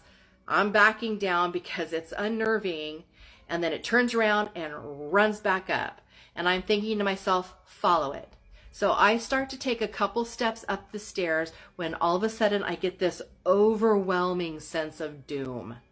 And like every fiber of my being is saying, don't do that, don't do that. And I had this feeling like if I were to go up those stairs, there's a good possibility I might not be coming back down. So I back up and I'm going to exit the staircase, and I happen to look down, and this is the scariest part for me, actually. This is what keeps me up at night. I'm thinking about this because I don't understand. To this day, I don't understand what I was looking at.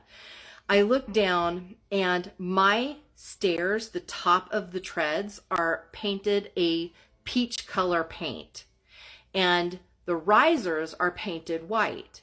But I'm looking down at my stairs, and they're not painted peach. They are a dark stained wood. The risers are still painted white, but the treads are not painted. And I am puzzled. I am staring at this and I don't know what I'm looking at. But those were not my stairs. And in fact, it was my house, but not my house. Like I had this feeling like I was in a different time or something. Like it was my house, just not in the time that I was living, if that makes sense. So it scared me. I left the staircase. I closed the door. I went into the living room, and I sat there for about another 45 minutes listening to somebody walking around with this very distinct impression that they wanted me to follow them up the stairs, and I wasn't going to do that. And the next morning, I went back, I opened the door, and the stairs were painted peach again. Everything was fine. And to this day, I don't know what that was. So I don't know. Do you guys know what that was? Let me know in the comments. My cousin seems to think that it was some sort of time slip, maybe an alternate timeline. I don't know. So yeah, we've got lots of stories about this crazy house. So let me know if you want to hear more. All right, guys, sleep well. Bye for now. Hi everybody, I'm Tanny. I live in a haunted house, and this here is the most common question that I've gotten on prior videos about living in a haunted house. So I thought I'd pop on here real quick before I made dinner to introduce you to who we think is still living in our home. Meet Bessie Maxwell. She was born in 1890. She was a lifelong educator and later superintendent of schools in the sleepy little coastal town that we live in. This house that we're living in here was built in 1922 for her. And she lived here until her death in 1978. She was 88 years old, and she is buried about a half a mile from our house. So we are not afraid of Bessie. We have seen her on several occasions during the 5.5 years that we've been living here. She's a very loving energy, and at this point we just kind of see her as a fixture of the house. I don't think she's going anywhere. And we actually love her. I'm actually very protective of her. So I don't want to give you too much information about where I live, because I don't want amateur ghost hunters showing up at my door, because my husband will not let you in the house. But without saying too much, it's not just our house that is haunted. The whole street that we live on is very active with paranormal activity. And in fact, the whole town is very active with paranormal activity. And we attribute that to two very serious tragedies that happened here in the past. One being a devastating tsunami that happened in 1964, where 11 people lost their lives. And then there was a tragic shipwreck off our shores here in the 1800s, and many people died in that. So I will talk more about that. I'll tell you more stories. We literally have hundreds of stories to tell. So if you like that kind of content and you're interested, please give me a like and a follow, and we'll talk soon. All right, bye. Me a ghost story that sounds completely unbelievable but is entirely true. So a lot of people say that their house is haunted. I actually know that my house is haunted. We've been living here for 5.5 years. A lot of crazy things have happened. About 3 years ago, we had a ghost busting team come out and gather evidence.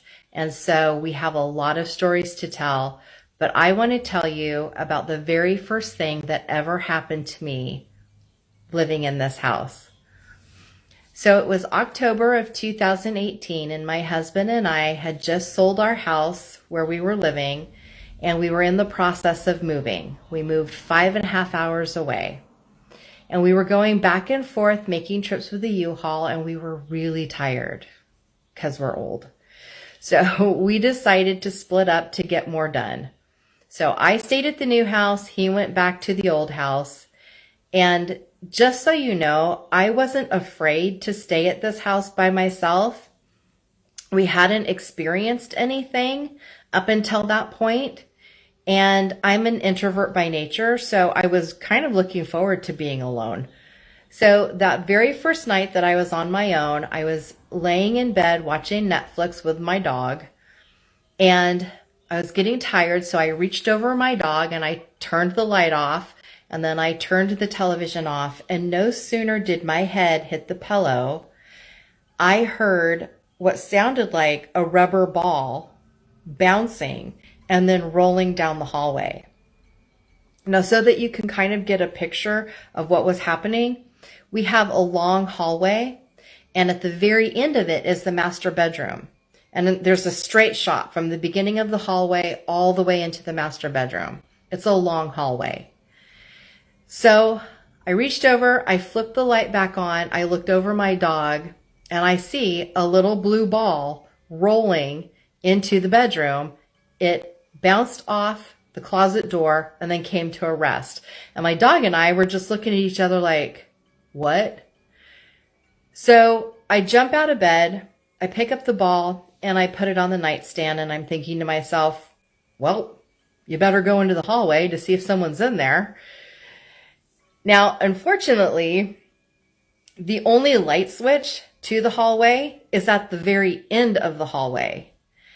And I was a little hesitant because the hallway was dark. I mean, it was dark, darker than dark, darker than I think it's ever been since. So I opened the door that led to the kitchen, and I turned that light on so that I could see at least where I was walking. And I stepped back into the hallway. It was very dimly lit, and I was staring at the end of the hallway, and I was trying to focus because it was that dark.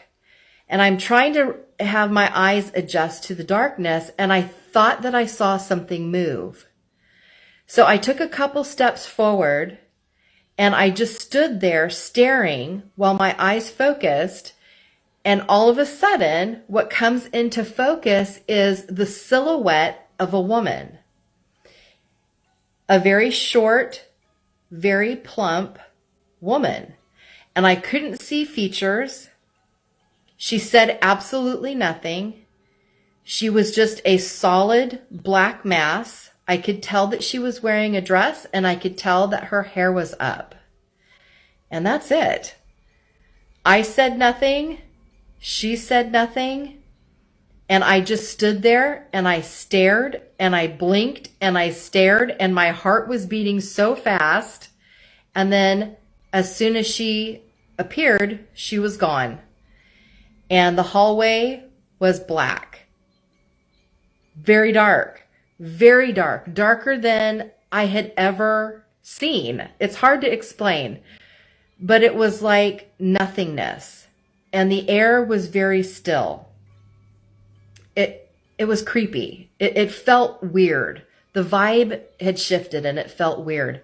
So I thought, okay, well, that just happened. So I turned around, I went into the bedroom, I closed the door, and my dog and I slept with the light on that night. And so that's the story of the very first thing that ever happened to me. But like I said, I have a lot of stories about this house. So if you want to hear more, comment, let me know. Thanks for watching. Bye. Hello, my name is Tanny and I live in a haunted house. Please ignore my bloodshot eyes. I am really tired, but I thought I would pop on here and tell you another ghost story. So this one my family and I refer to as the Christmas incident when we talk about it. It took place the first year that we were living in our house. It was December 24th of 2018. I host all of the holidays, and I usually do all of it by myself, and it's super exhausting. I was really, really tired. So when my family decided that they wanted to attend church services at 7 o'clock that night, I declined. I just wanted to curl up on the couch with a cup of tea and watch The Bishop's Wife. That's all I wanted to do. So they went without me. They put their jackets on, they got their stuff together, and they left out of the front door. Now, our church is only about 3 blocks from our house. It's a super easy walk, and it only takes a couple of minutes to get there. So they leave, and I'm sitting on the couch. I'm about 15 minutes into The Bishop's Wife, and I hear people walking up the ramp to my back door. I hear talking. I hear rustling of pant legs. I hear footsteps, and I can't make out what people are saying, but there's definitely more than one. And I'm thinking to myself, wow, that must have been a really short service, or maybe they canceled it. And how come I didn't hear them come through the gate? We have a really loud gate. It makes a racket when you open it, and I didn't hear them open it. But nonetheless, I heard them walking up the ramp. I heard them come through the back door, and they closed it, and they continued to talk as they were walking down the hallway. I heard them getting closer. We have a dining room that separates the kitchen from the living room. And I was waiting for them to come into the kitchen, and I was going to get up and meet them. So I get up and I hear them walking into the kitchen. They're still chattering. I still can't make out what they're saying. And I say, did the services get canceled? What's going on? Why are you guys home so early? And as I round the corner into the kitchen, there's nobody there. And so I'm thinking to myself, well, that's odd. So I walk down the hallway and I look at the back door, and it's closed. In fact, it's still locked. So I turn the porch light on. I open the door. I'm looking around. The gate isn't open. I don't see anybody. So I'm a little bit spooked. I turn all the lights on. I go back into the living room and I sit down and I try to resume watching The Bishop's Wife. And I hear somebody open the pantry door in the kitchen. Actually, it's less of a pantry door and more of like a utility door where we keep our car keys, and we keep the dog biscuits in there. We keep the broom and all of that stuff. I heard somebody open it, and I heard them put keys away. And I thought, gosh, where are they? So I get up again, I go into the kitchen, and that door is wide open. But there's nobody in the room. So I go over, I investigate, there's no keys missing. I I don't know what it is. I don't know what made that noise. So I go back in the living room. I'm sitting on the couch, and now I'm not into the movie. I'm freaked out. I'm not into the movie. And about an hour later, my family comes home. They come through the front door, same way that they left. And I told them all what happened. I said, I thought that I heard you guys come in. And they didn't believe me. They thought, you know, Mom's been sipping eggnog, which I was stone cold sober, especially after that. So we refer to that as the Christmas incident. They joke saying that I heard Santa Claus. So I don't think it was Santa Claus, but it was definitely several people in my kitchen talking, chattering, and I saw nobody. I saw nothing. Nothing was out of place. The only thing that was different was the utility door was open. So that was the first time I heard that happen. It certainly wasn't the last time. All right, guys, sleep well. I'm going to bed. Bye. Hi guys, I'm Tanny and I'm back with an update about our haunted house. Please stay till the end because I have attached a video clip. So for the last 7 days or so, I've been posting videos talking about the experiences that we've been having in our haunted home. And I've talked about the scariest thing that ever happened to me. I talked about the very first experience that ever happened when we moved in here. And 2 nights ago, I posted a video called Meet Our Ghost. And I introduced you to our resident spectral figure, Bessie Maxwell. And so I was kind of expecting for activity to ramp up a little bit because that's usually what happens when I talk about Bessie. And so that's what this story is about. It's about what happened the night that I posted that video. So my husband got home at about 11:30. He was working the late shift, and I had posted that video at about 10:30.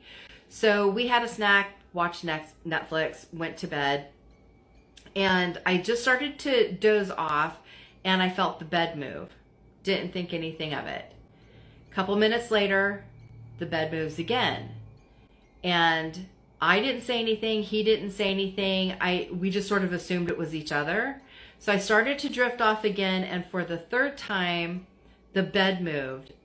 And this time with such force that actually the top of my head sort of tapped the wall behind me. And what it felt like was somebody was standing at the foot of the bed and pushing their knees into the mattress.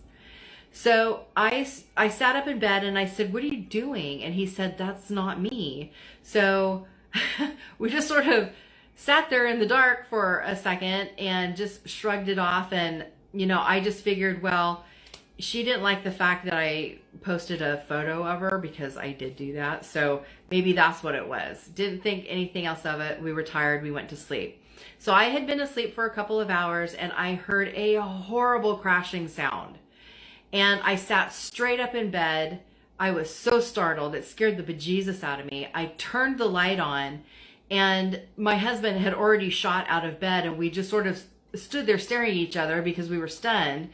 And we assumed that one of our dogs had done something because we have 2 great big dogs. One of them's over 110 pounds and they sleep in the living room. And what it sounded like was maybe a dog knocked over the china cabinet or something. It was really, really loud. So he exits the bedroom to go into the living room. I'm sitting there for a couple of seconds trying to become coherent. And I put my glasses on and I look at my phone and it says 3:33. And I'm thinking, well, that means something. I don't know what that means, but it means something. So I get out of bed because he didn't come back right away. And he's standing in the living room with this totally befuddled look on his face. And I said, well, what was it? And he said, I have no idea. So he goes one direction, I go the other direction. We search the entire house. There's nothing. Our dogs are visibly upset. In fact, I have a pity mix that's really sensitive, and she's literally in the corner shaking. So he searches the backyard. I search the front yard. We meet each other around the side yard. We scanned the perimeter. There's nothing out of the ordinary. So we come back in the house, get our dogs settled, and we go back to sleep. And then the next morning we get up early because we had a bunch of errands we had to run. We were out of the house like by 7:30. So we got our stuff done, came back around noon, and he immediately went into the bedroom to take a nap before he had to go back to work.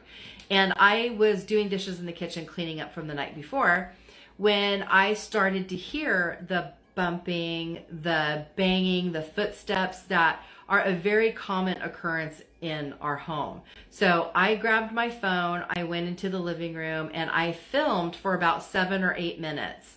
And that's the clip that I'm going to attach to the end here.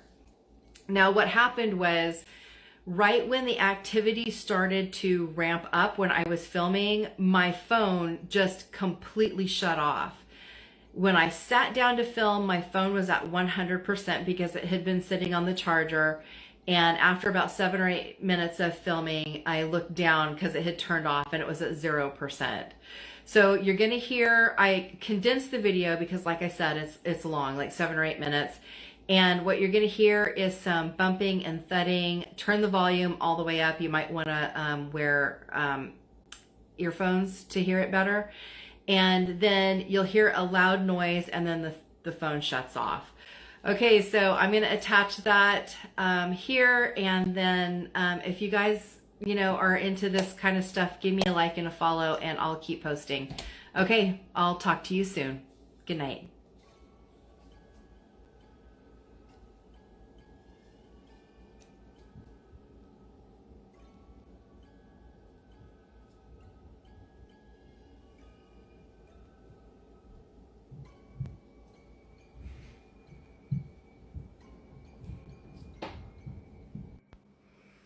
Hi there, I'm Tanny, and for the last couple of weeks I've been sharing stories about my haunted house and taking you along with me on this journey of uncovering the history of the house.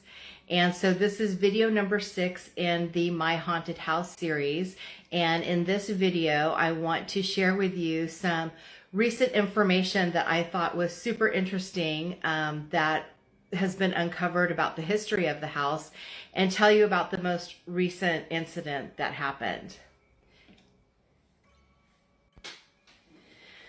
Okay, so I paused the video because I heard something fall over in the hallway and nothing seems to be amiss, but that's pretty indicative of the stuff that's happening in the house. It seems like the more I talk about what's going on here, the more the activity ramps up.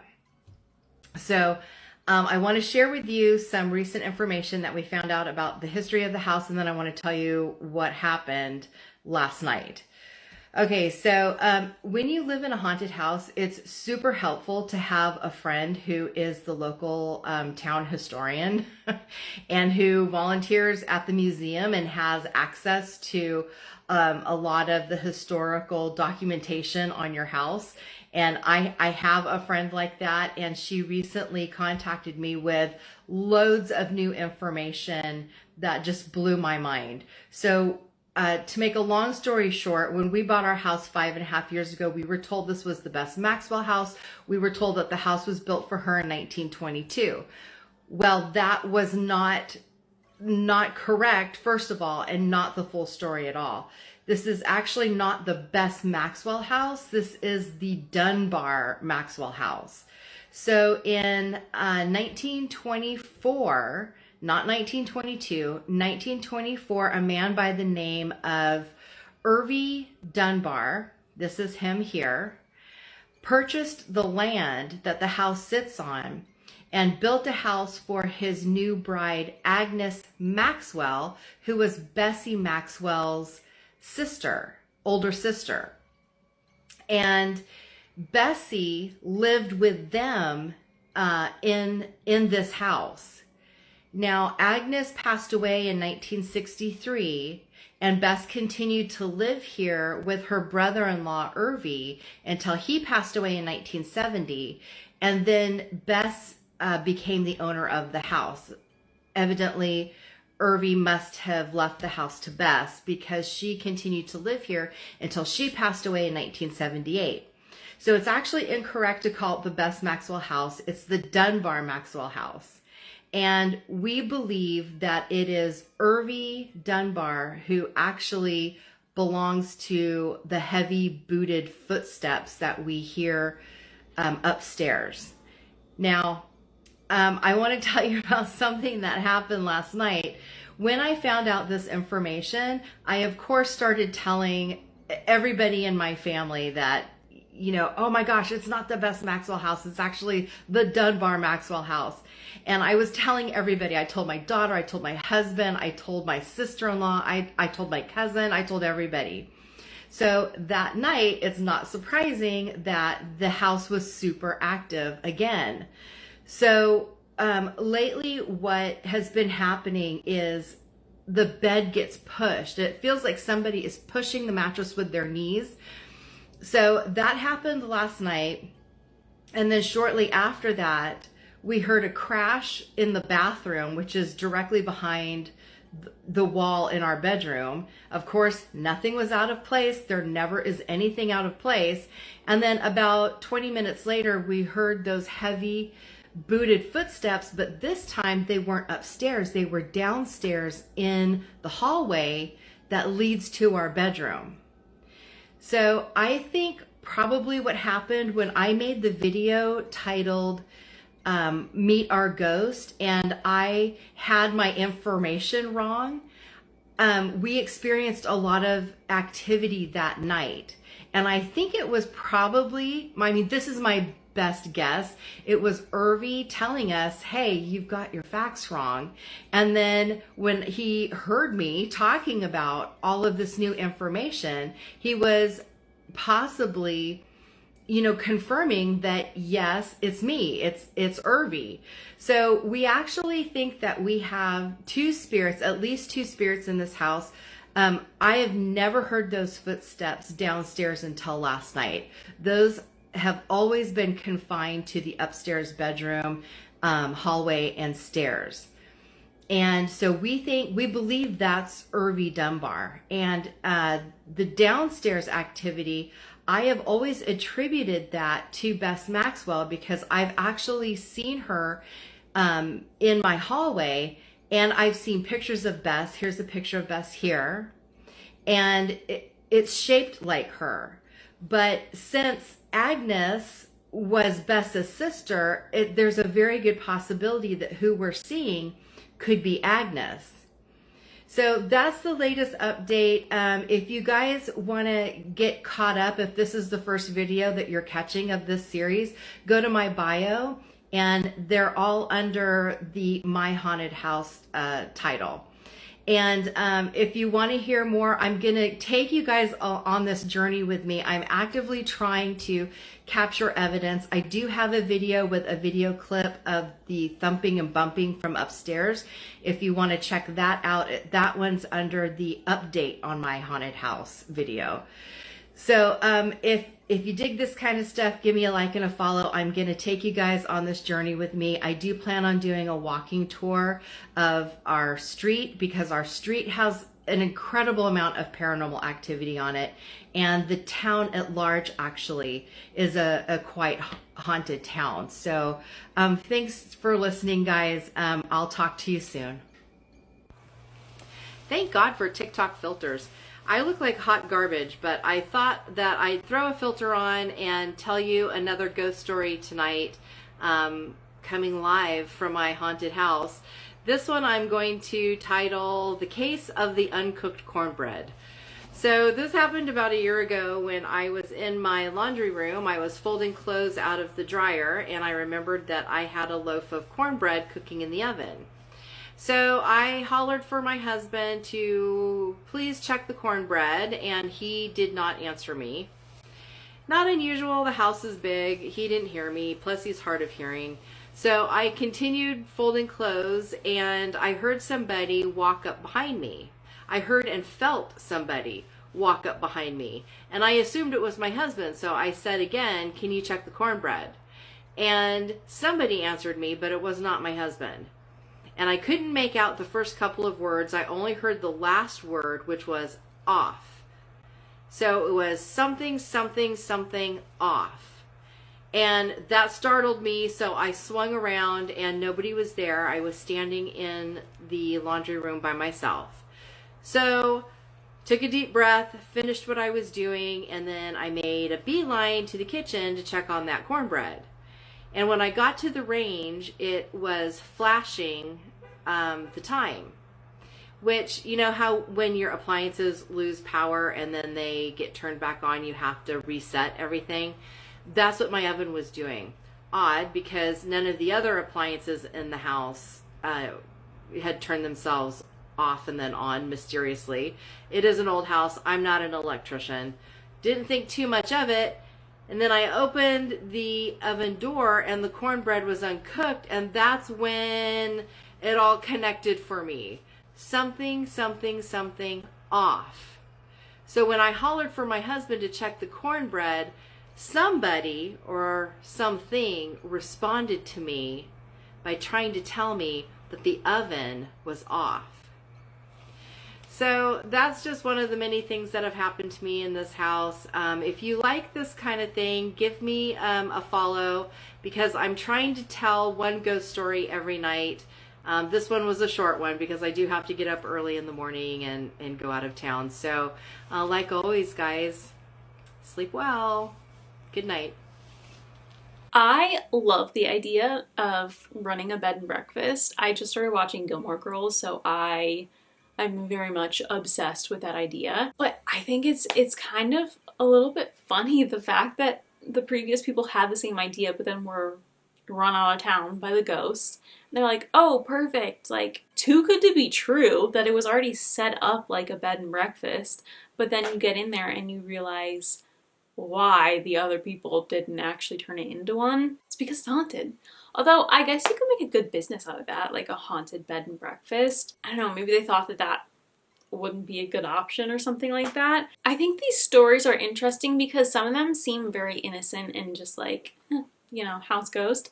And then other ones I definitely would be scared. Like the first night that I'm living in a house by myself and I'm hearing these things and seeing a strange woman. I mean, I think it would be less scary than seeing a strange man in my house, but if I'm not 100% sure whether it's a ghost or not, I don't want to see anyone in my house. I mean, I also don't want to be seeing a ghost in my house, regardless. Your first night in your house and you're by yourself and you're seeing full-blown, like, ghost people pretty much, that's, I don't know, that would send me packing, for sure. I'd be like, scratch the move, we're not moving in. This is not happening. I think they do seem like just completely normal house ghosts for the most part, except the thing on the stairs. I don't think that that's good. But I think for the most part, it seems like she just has friendly house ghosts and they seem kind of helpful. I mean, the one coming to tell her that the oven was off and her cornbread wasn't cooking, that's very helpful. And it makes me think that maybe if they did turn it into a bed and breakfast, they would be like little helpful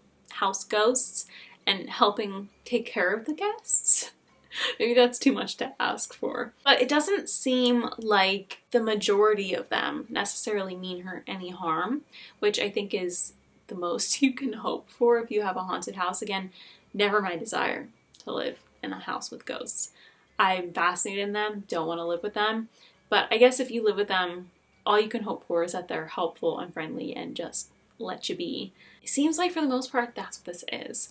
But I have quite a few more of her stories that I've saved. She's even brought her husband to tell a few stories, but obviously there's 7 in this video. So I didn't want to overload the video with her TikToks. So if you guys enjoyed these stories from her, I will for sure include the remaining ones in a future video. But I really love listening to her. I think she has a very like soothing voice. And again, I just like, maybe it's because I'm like watching Gilmore Girls, but like the whole bed and breakfast kind of image in my head, it's just feeling like fall. That doesn't really make sense, but it makes sense in my head. It's just the vibe is there. But that is all I have for this video. Let me know your thoughts on any of the TikToks I showed you. If you come across any TikToks that you would like to see me include in a future video, please tag me in them. My TikTok link is down below. My @ is @theAbbeyStromeyer. While you're at it, please follow me on TikTok and Instagram. As I mentioned in the beginning, I'm doing my 13 Days of Strotober Halloween makeup look series. When I say makeup, I mean like special effects makeup, not just like a little bit of eyeshadow, like full face, gluing my eyebrows down. Again, like my eyebrow hairs literally hurt. It's like when you have your hair up in a ponytail for too long and your hair hurts, my eyebrows hurt. It's a little ridiculous. But please follow me over there. I think you guys will really enjoy that kind of spooky makeup content if you like these videos. If you did like this video, please be sure to give it a big thumbs up. I will pop a couple of video suggestions for you to watch next on the screen. Please click the subscribe button down below and turn on post notifications so you never miss a video. I post every Sunday and most Wednesdays and next Friday for Halloween at 2 p.m. Pacific Standard Time, 4 p.m. Central Time. As always, again, thank you so much for watching. I hope you enjoyed this video and I will see you next time. Bye.